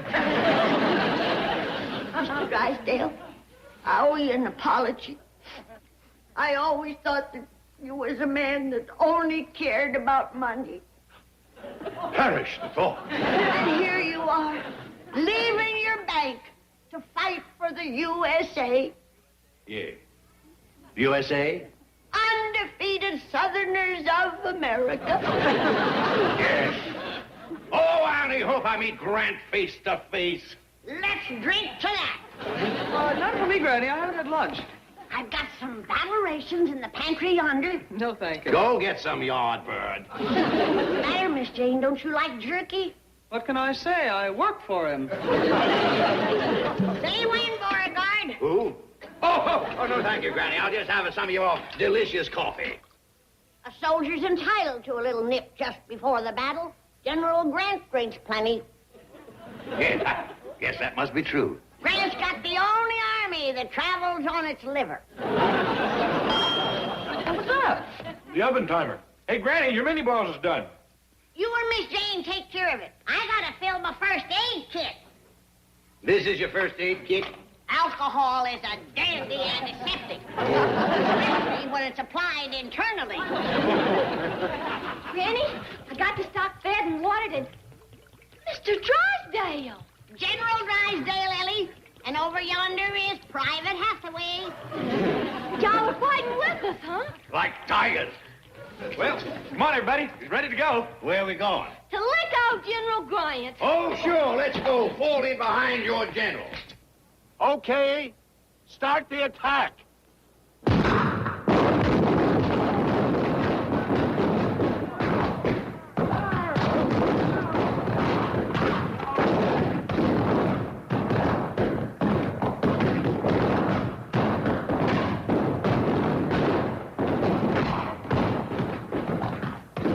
Okay, send Grant down the hill again.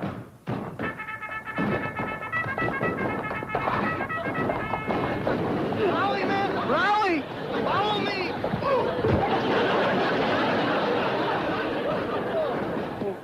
Congratulations.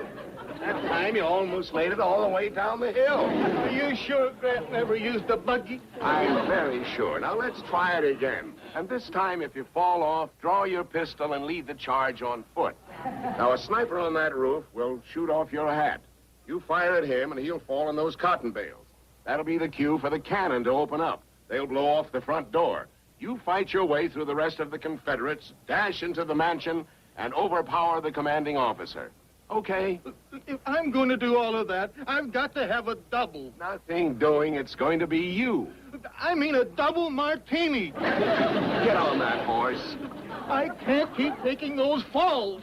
You're wearing enough padding to stop a bullet. Come on up. And pick up your wardrobe on the way up there. And please, this time, try not to lose your hat. All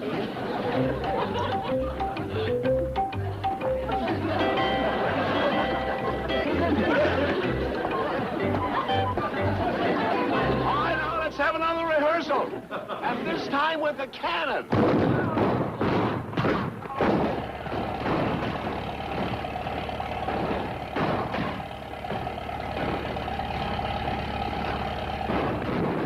What's all that racket? Sounds like gunfire. That sneaky Grant is attacking early. What time is it, Jethro? Attacking? Let's see. The mouse's hands is on 11 and 2. His tail is moving down towards the 6. That means... Never mind. We'll lose the war waiting for hickory dickory dock. Take the guns, Jethro. We'll move in on foot, and we'll turn your flank. Come on, General. This is your chance. What are you talking about?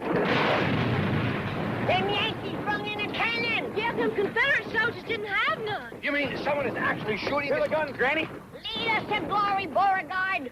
And if you fall in battle, we'll see that you rest in a hero's grave. I got this. Look at that. He's gonna lead us with cold steel. We'll follow you into the jaws of death. All right, everybody, back to your places. Hello, Foster. I'm coming up on top of the hill this time. I want to get a bird's eye view of this fiasco. Everything's quiet. It sounds like the battle's over. That cannon turned the tide. It's too late. Oh, what a shame. Robbed of my finest hour. Maybe there's still some Yankees there. Let's go jump them. Yeah. Lead us, General. Well, it just so happens my soldier... Never mind, Beauregard. By now, the Yankees have looted the place and moved on. That's their way. Just let me reap my vengeance on them Blue Devils. Oh, my name isn't Milburn Beauregard, Nathan Bedford Stonewall. chicken Drysdale. Cowboys have rallied. Charge! They went that way, General. I just remembered. I didn't brush my teeth this morning.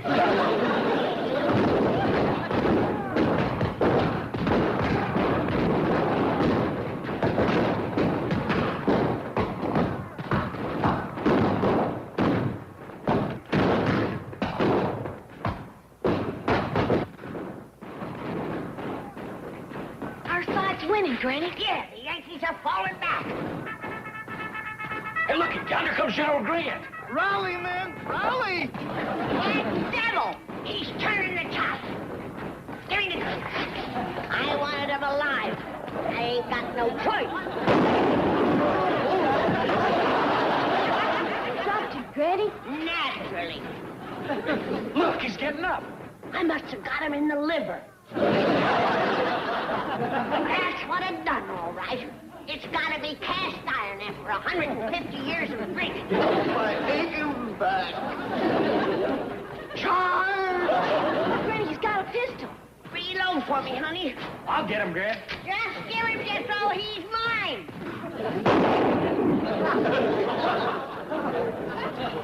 Hey, that's pretty close, Charlie. He got one of our boys. Reload it, Granny. You didn't drop him, Granny. I forgot. He's had 150 years of riding, too. It's a Yankee cannon. They blowed out the front door. Let's see where they're firing from. I'm gonna capture that rascal. Load them with mini balls, Jethro. Give them Yankees a taste of grape. Look, Granny, General Grant's headed for the house. If this rifle ain't reloaded. Hand me my shotgun. He's tough, but this'll stop him. Bullseye. This is an aching back. You make a dandy bullet, Ellie. Cover me, Ellie. I'll rally our troops and take Grant alive. Rally, boys! Set the Yanks to running! We beat them once and we can do it again! Charge them! Well, we'd better do what she says. She's one of Abe's relatives. Charge, men!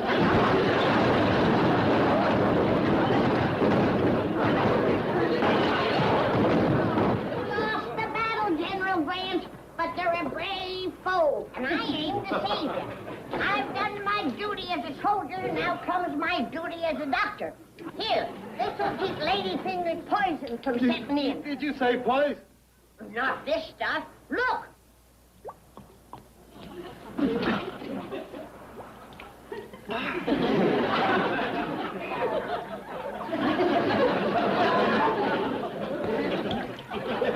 Just a minute. I've been through a battle, too.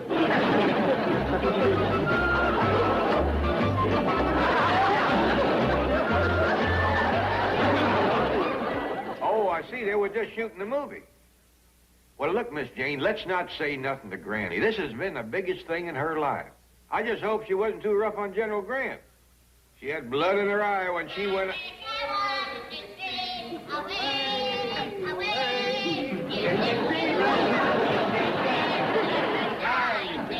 Jed! I want you to meet an old buddy of mine, General Ulysses S. Grant. S for Shenandoah. Most beautiful valley in all the world. Yulie, honey, why did you let Phil Sheridan plunder it like you done? That's all right, Daisy. Don't you worry. Next time I see him, I'll have him shot. Shall we drink to that? Immediately. Jane, I think the North and the South have done patched things up for a while.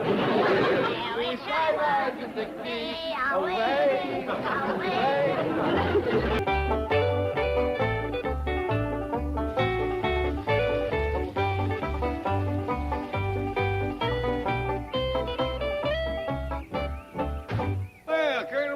Good morning, Mr. Clampett. How's everything down to Army Reserve? Much better, now that I've almost finished my work on that Civil War movie. Oh, I understand Grant and the young'uns jumped right in the middle of that battle scene you were directing. I'm awful sorry about that. It was just a rehearsal. Besides, Granny did me a big favor when she captured General Grant. Yes, he's the producer's cousin and a terrible actor. I'd appreciate it if you didn't let on to Granny that he was just an actor.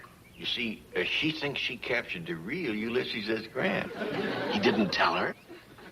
Well, no. You see, they had a few sips out of Granny's jug, and he wound up thinking he really was Ulysses S. Grant. Before it was over, he'd apologize for Vicksburg, give back Richmond, and promise to shoot Sherman for burning Atlanta. Jed, it's that Yankee lover. Now, Granny. It's true, Jed. It was in his office that I heard General Grant planning the attack on the Culpeper plantation. And he was giving him advice. Well, Granny, that was my job. I was, He was outranked. Yes, you see, I'm only a colonel, and when the general asked me for advice, it was my job to give it to him.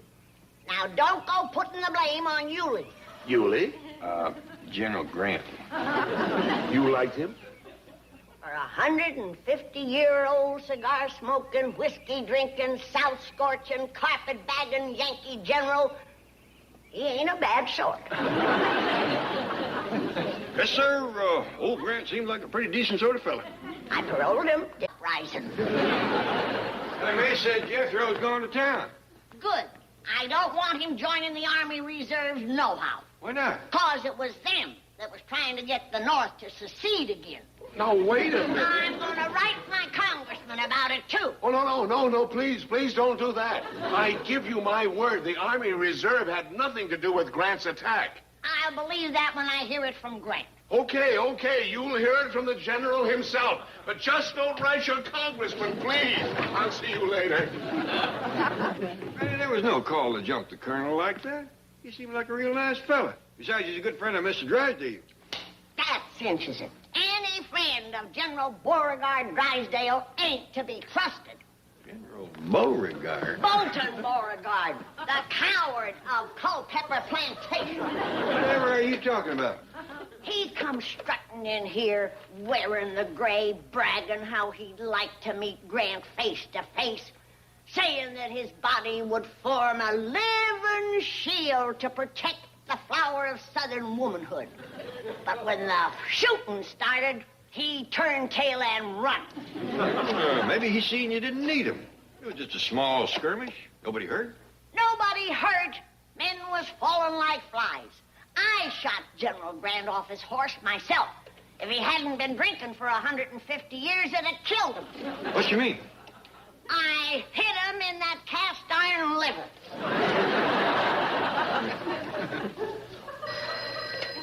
Hello? Hello, Chicken Drysdale. This is the flower of Southern womanhood. I'm taking my money out of your bank. I heard a noise and Chief!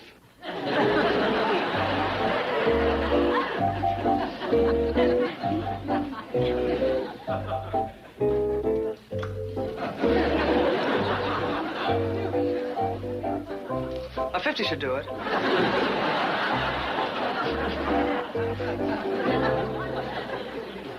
General Grant. Steve, what happened? Granny's drawing her money out of my bank, and it's your fault. My fault. Whose idea was it to dress me up in a Confederate general's uniform? Yours. Then whose idea was it for me to lead the charge? Yours. But whose idea was it to retreat? Yours. There you see, I'm the only one around here who ever comes up with an idea. And I've just come up with another one. Oh, Granny will love me. What is it? I'm taking Grant's picture off the $50 bill and replacing it with Robert E. Lee. Hello. I just got your call. I'm back in the picture, huh? If you'll do me one little favor. Name it. Go talk to Granny. Forget it. Oh, what's the matter? That little woman is dangerous. She wings you with a shotgun, then finishes you off with her jug. Well, hardly. She's mad at me. She blames the Army Reserve for that battle at the Culpeper plantation. Tell her it was you. Tell her it was a movie. Then she'll really be mad. The proudest moment of her life was when she captured General Ulysses S. Grant. After she shot me full of lady fingers, I'm still picking crumbs out of my back. She threatens to write her congressman. The newspapers will have a field day. That is your problem. I'm not going near that nutty little broad. Well, think of the headlines. Hillbilly millionaire ambushes Army Reserve. Captures General Grant. I have an instant replay on that. Ambushes Army Reserve. Captures General Grant. No. The flip side. Hillbilly millionaire? That's the tune. Sing some more. Well, my friend Drysdale tells me that Clampett is worth about $60 or $70 million. And a fourth of that is Granny's. Oh, let me have that dear little lady's address. You'll go? Well, after all, she captured and paroled me. As an officer and a gentleman, it is my duty to report.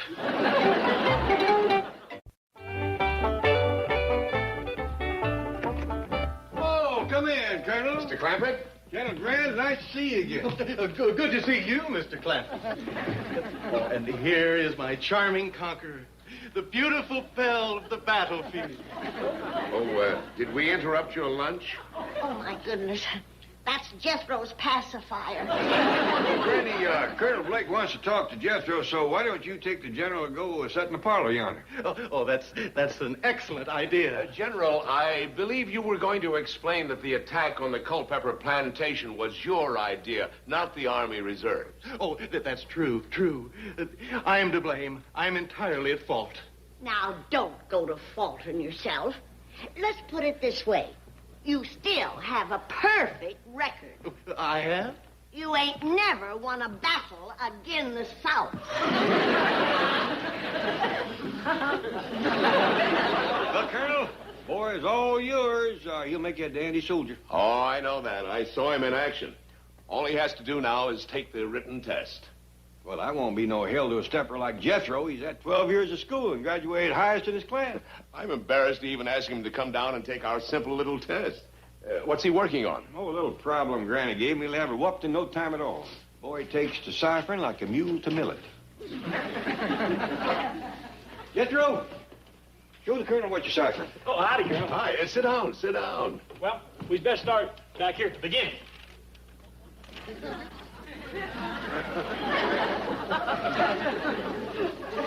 Say, what are you using, logarithms? Oh, no, sir. This here is a Blackbird number 1. Well, we commence with the figure 200. That is 2 and 2 noughts. Funny thing about them knots, by themselves, they ain't worth shucks. But you lay them up behind a number, and them rascals is dynamite. Now then, here we is dealing with years. If we is dealing with dollars, I'd put me a dot right here and throw up 2 more noughts behind it.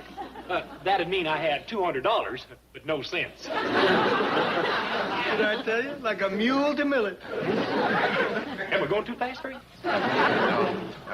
No, but I do have to get back to headquarters. Why don't you come along with me and we'll get you started on your qualification test. But I ain't finished ciphering Granny's problem. Well, that's all right, Jethro. You go along with the Colonel. Yes, sir. Tell General Grant I'll see him later. You bet I will. Now, Colonel, about them tests, don't get your hopes up too high. You see, Jethro might not be as good at other things as he is at ciphering. You're kidding. Oh, he's got a natural gift for it. You say he's had 12 years of schooling? And clean through the 6th grade. Oh, I see. 12 years, 6th grade. But he was the highest in his class. By a good 2 feet.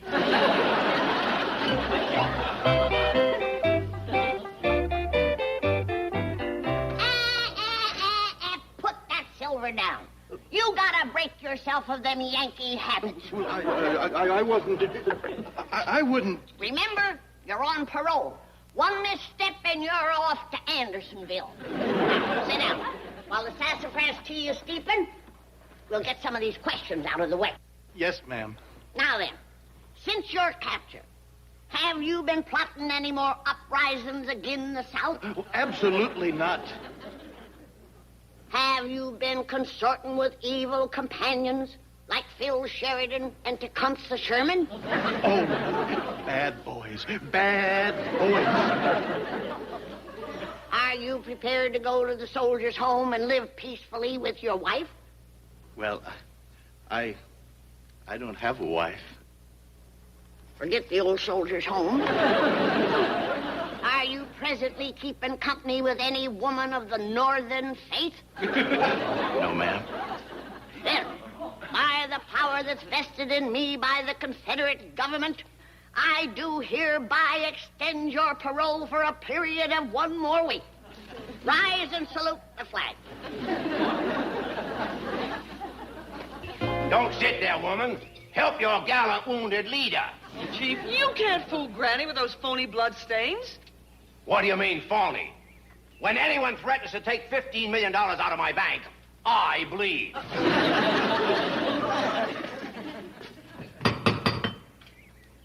When Granny hears the story of my heroism and sacrifice, she will garland my brow with a victory wreath. Won't be a minute, you leave. Bolton Beauregard, what happened to you? Got caught in a barbed wire fence running from the battle? Granny, I was executing a fast flanking movement. That's true. You got the fastest moving flanks I ever seen. Hear me out, dear lady. I left the scene of battle only to pursue the enemy. What enemy? Our common foe, that arch fiend, General Ulysses S. Grant. Oh. You've been chasing him? Night and day.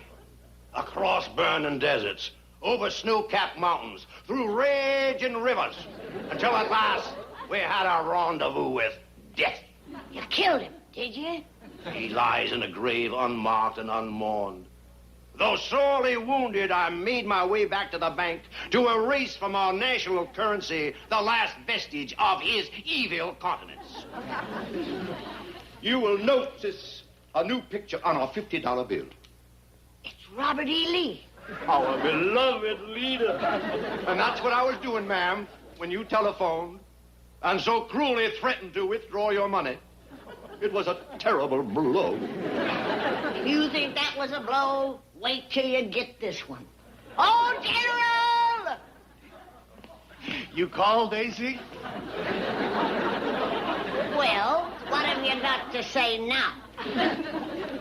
I believe my dear, sweet, sainted mother expressed it best when she said, Beauregard, some days it just don't pay to get out of bed.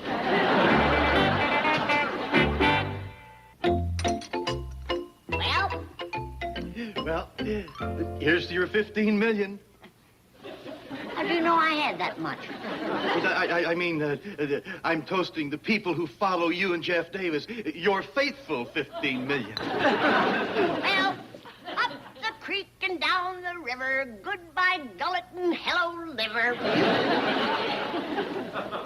Oh, I'm sorry, Granny. I didn't know you had company. Ellie Mae, you're showing your bare limbs. I'm sorry. I was just going swimming. There, don't scold the child. Why, she's just a baby. Healthy little thing, isn't she? I'm very fond of children. Your beard tickles, General Grant. Would you like to run through it barefooted, child? No, she wouldn't. Go along, Ellie. Why don't y'all come out by the cement pond? It's a real pretty day. Wonderful idea. I love to watch children at play. Take Uncle Yuli's hand, child. Hold it, Yulie. Ellie, run along. You know, sometimes you don't act 147.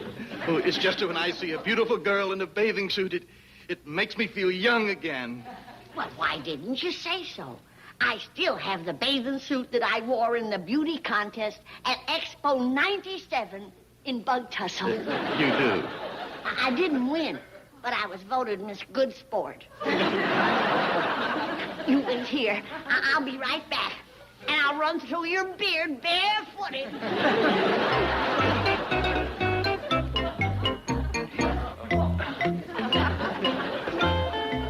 Yulie, honey. Oh, General.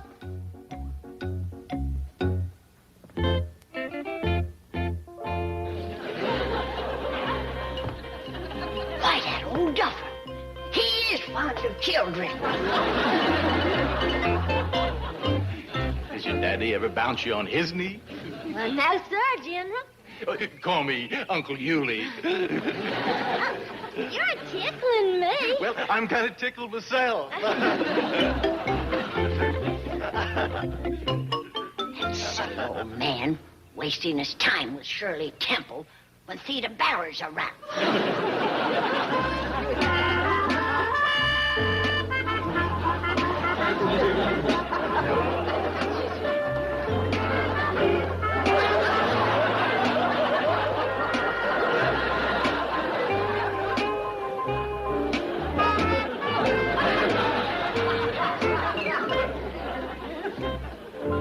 Well, don't just sit there, soldier. Say something.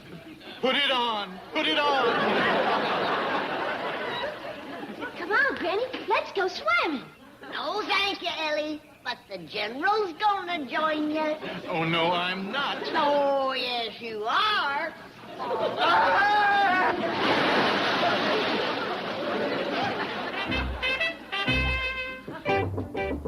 Come in.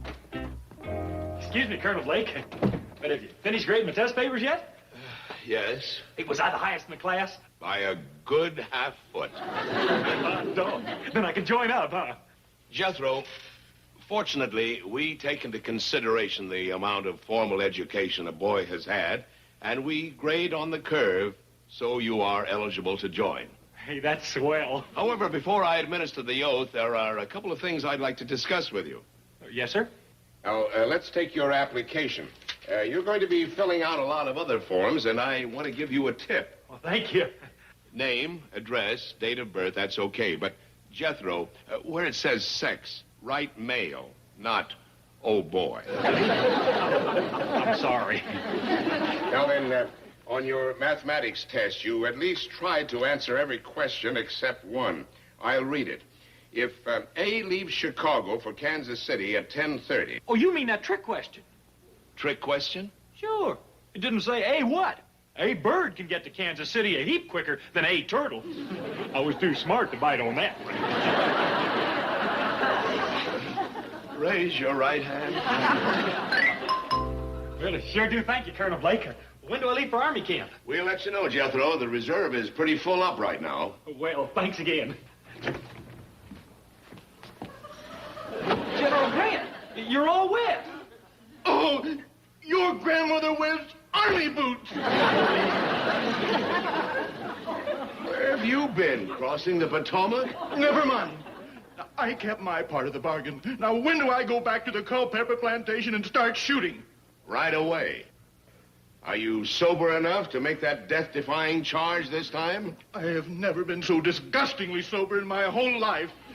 You got anything I can take for it? Not me.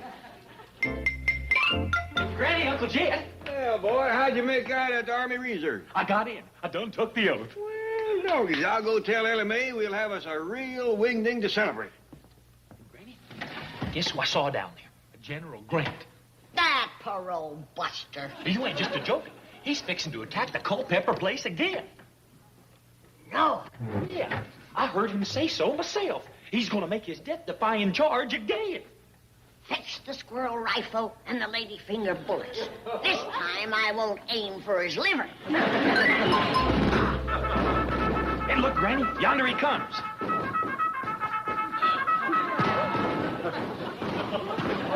Okay, General, I give you your chance. Oh! Tell me to put it on, put it on. Come on, Jethro, let's go home.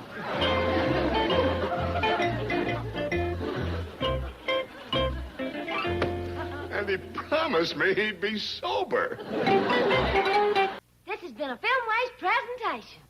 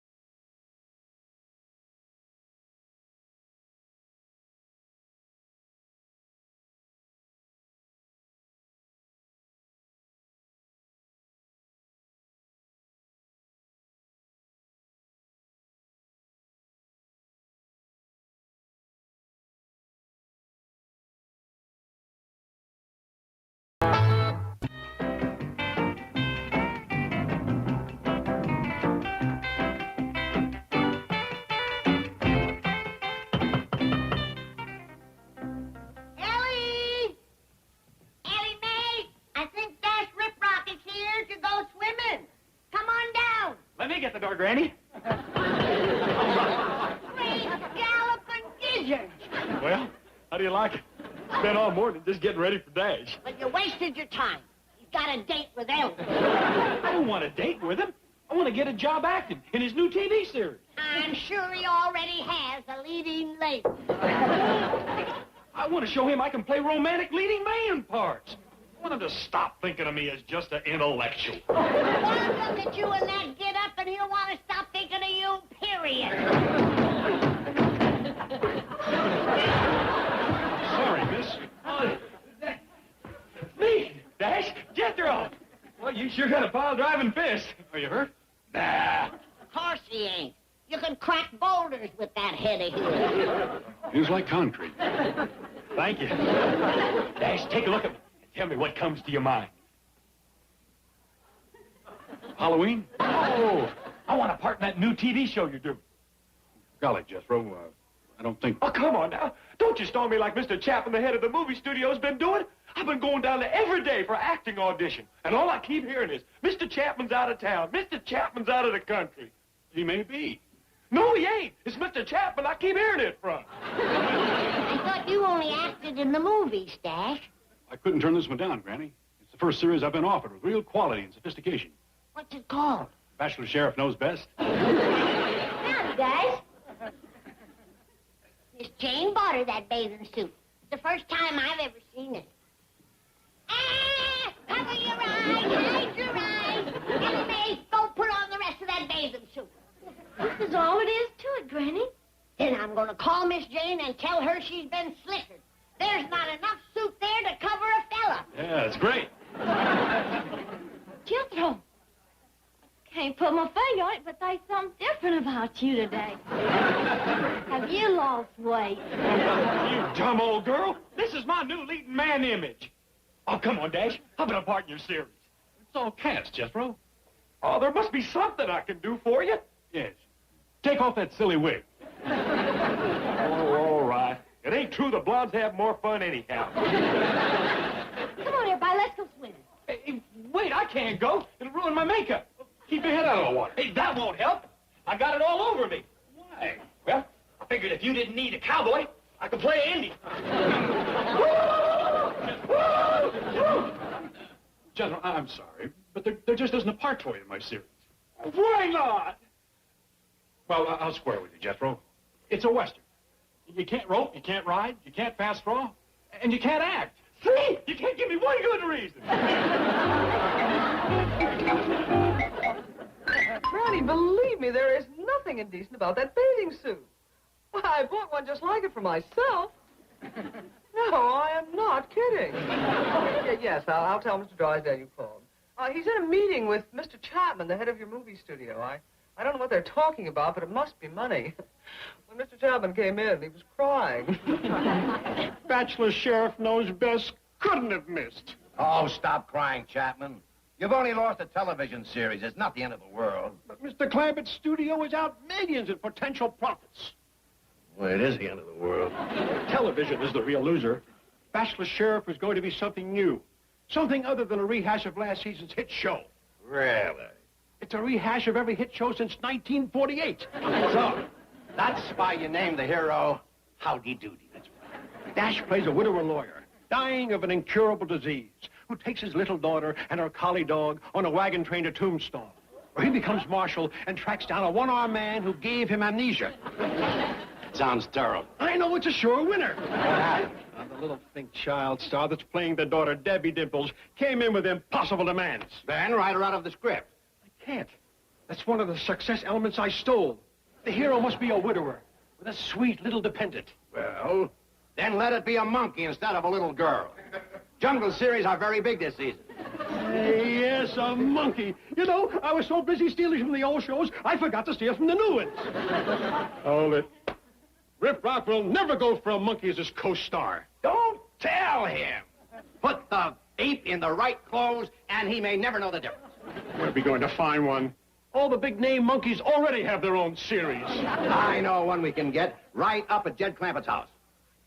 Not Jethro. No. I'm talking about talent.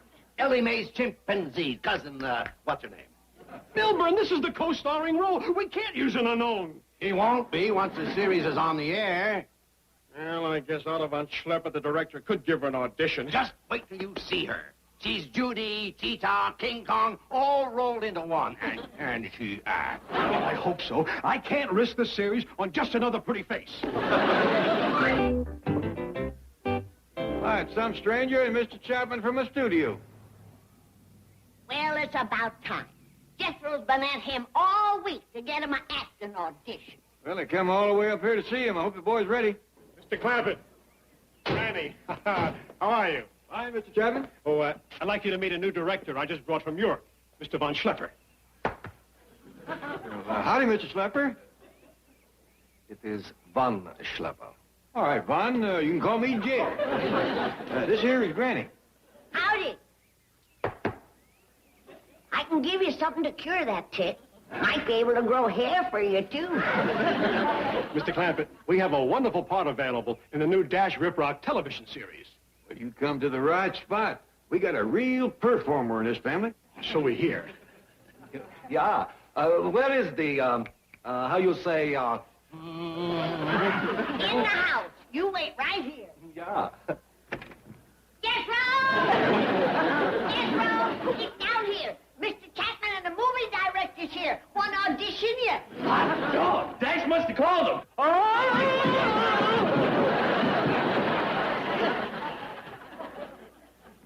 Jethro was telling me about Dash's new TV series. Your coming by is going to make the boy powerful happy. Well, if this audition works out, we're all going to be powerful happy.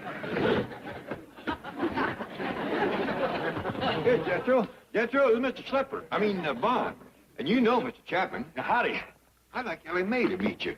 I'll go see can I find her. It's your big chance, boy. Do your stuff. Don't worry, Uncle Jed. Get a look at this Valentino stayer. Well, good luck, boy.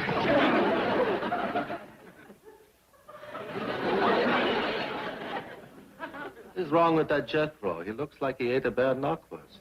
Never mind. Here comes the real monkey. Oh, she's a knockout. Oh, sure. She's got a good figure, but can she act? I will pull it. Good. She cannot be any worse than Dash Rip Rock. Let me have anger.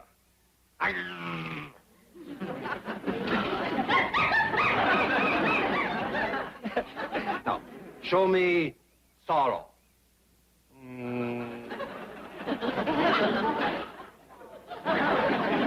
A shiner. She's as good as Debbie Dimples. She's 10 times better than Dash Rip Rock.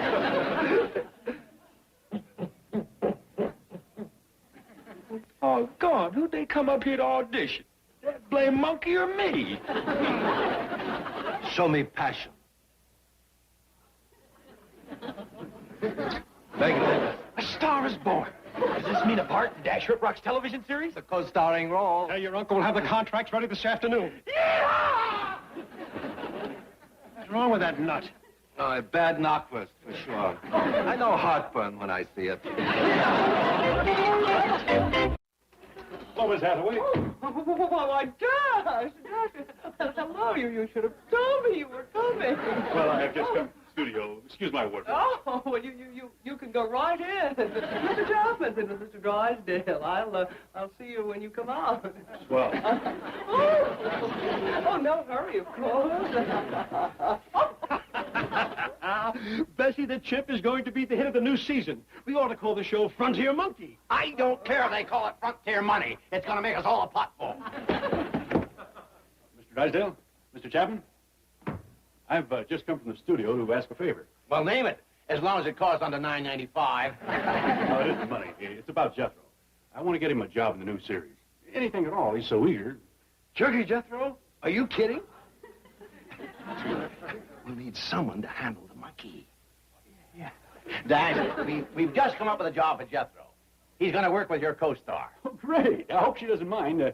Jethro acts a little goofy. Oh, no, she won't mind. Your co-star's a fun-loving little monkey herself. A real swinger. Well, she ought to be. I'll bet you're paying her a lot of bananas for this job.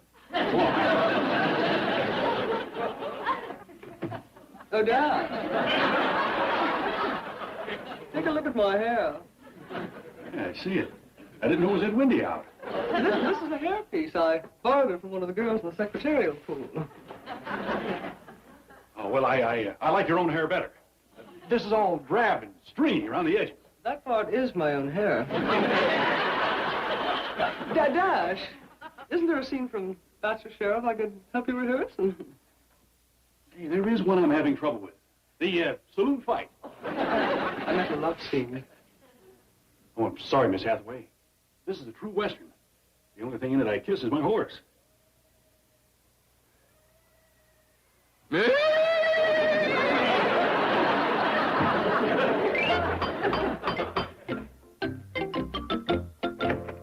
Hello, Mr. Clampett.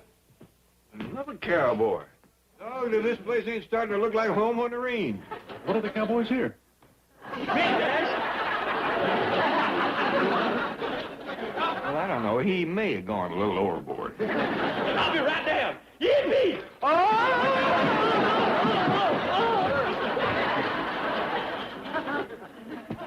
Well, now I know why cowboys ride horses. You sure can't walk in these boots. You all right? I don't know. There's a sharp tingling sensation shooting through me. Well, I'll fetch Granny. Here's the trouble. I was sitting on one of my spurs. Here you are. Well, all set to go to work on Bachelor Sheriff. You already know about the job? Well, yeah. I'm the co-star. No, Jethro. Mr. Chapman meant you're going to be working with the co-star. Well, yeah, you. I'm your co-star. You're my co-star. Jethro, there's something I got to do. Hey, can't wait, Dash. I got to practice my roping. Only learned how 20 minutes ago. You're wasting your time. No, I ain't. I'm awful good, but I ain't perfect. That's the wrong end. Yeah, thanks. Now watch. I'm going to lasso that vase over yonder. First, you twirl on over your head like this. Then throw it all the way back. And then you give it a big yank. Doggone it, Granny, come back here.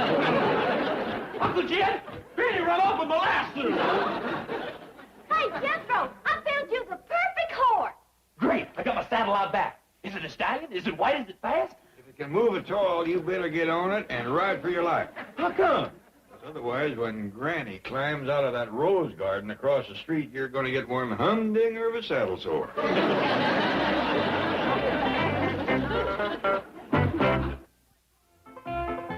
Boy, Granny sure gave Jethro a blistering for tossing her in the rose bushes, didn't she?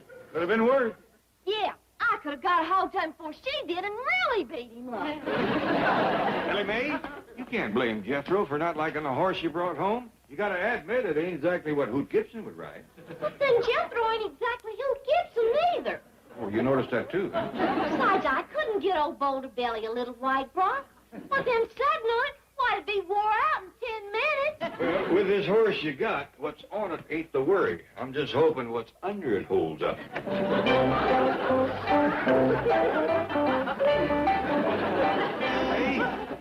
that is one gallywumping heap of horseplay. Why, he weighs almost a ton. He's what you call a Clydesdale. I named him Clyde. You should have named him Overside. That horse must stand 18 hands high. Jethro's gonna show us that tall in the saddle. I don't know. After the high tanning he just got, it'd be a spell before he does any saddle sitting at all. I haven't showed you my fast draw yet. Well, go ahead, show me. You show me yours first. All right, count three. Three what? You know, 1, 2, 3. Oh, yeah. 1, 2, 3. Dash, you better play the part of the bachelor. If we'd been having a shootout just then, you'd have more holes in you than the back road to Bug Tussle. Watch this. Both guns. 1, 2, 3.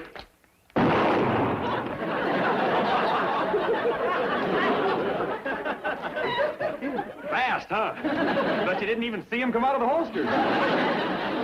Jethro, you should have put blanks in those guns. Oh, I tried shooting bottles with them things, but I couldn't break a one. Oh, never mind. Hey, I can do better than that.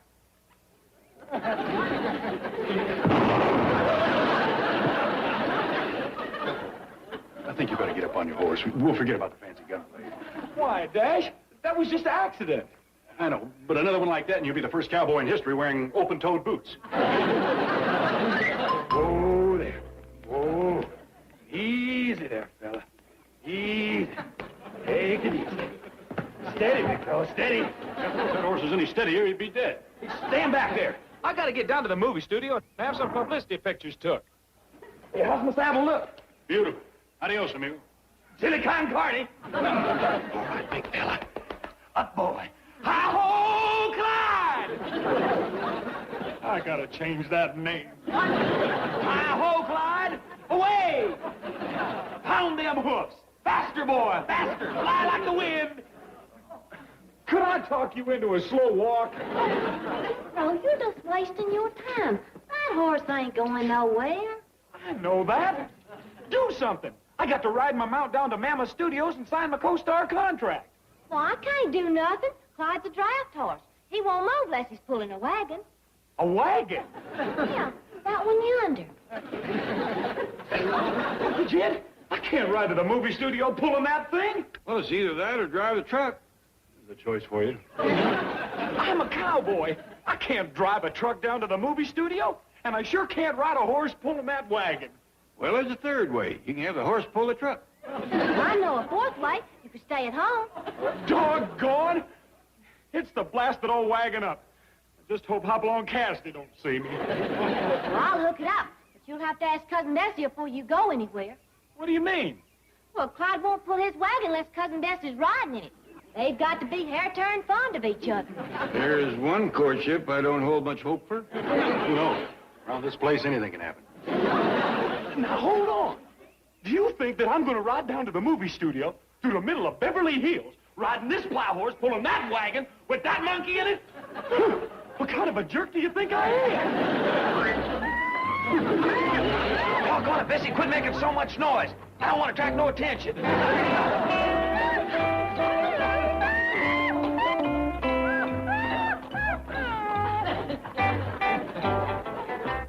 Where's that monkey, Larry? How should I know? She's supposed to be here. Hasn't even signed a contract, and already she's showing up late.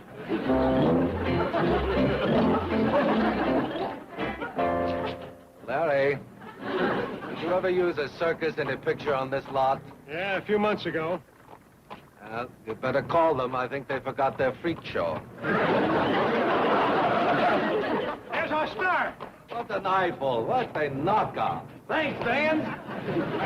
Hey, bananas. Hey, how'd you know I'd be starved? Hey! Oh, it's you again. How's your heartburn? Jethro? Say, what are you doing with that monkey? Carrying her to her dressing room. Nothing's too good for the co-star. Bachelor Sheriff knows best. She's a co-star? Bessie? The rare combination of beauty and talent. What about me? What about this outfit I bought for me? Well, if I were you, I'd hang on to it. You never know when they might need a replacement for Captain Kangaroo. I ain't no kangaroo. I'm a star. Anybody can tell I belong right here in show business just by looking at me. Hey, say, mister, I bet you know why I'm here. Yeah, and you're late. God! Well, Mr. Chapman, Mr. Slipper, come in. Jethro's been expecting you. Now, I hope he wasn't too upset about the misunderstanding over Cousin Bessie. He drove his wagon out of the studio at full gallop. The trash man didn't even have time to empty his second barrel. Jethro's all through wanting to be a co-star and dash a series. All he cares about now is Bessie making good. Oh, what a sweet boy he is. Hey, sure. Well, where is Bessie? We have the contracts right here. Well, just a minute. I'll fetch your agent. Our agent? That's right, sweetie. I'm Bessie's 10%er. So whifty bo deep.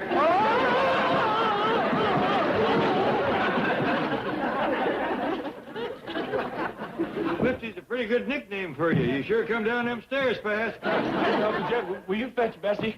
Sure, boy. All right. Listen, you two. My Clyde, Cousin Bessie, has got to have co-star billing, script approval, and an awful good hairdresser. Plus, she gets 10,000 bananas a week, which I get 10%, or 1,000 of them to eat for myself. Ridiculous. We'll just get another monkey. Well, not like Bessie, you won't. When you see what I've done for her, she is going to be a real big star. No. Well, that sweet, naive, little girl quality, it's gone. Now she's just another Hollywood glamour puss. Hey, wait, we can make a deal. How about 1,000 bananas a week? What about 500? I'll give you a couple of bunches.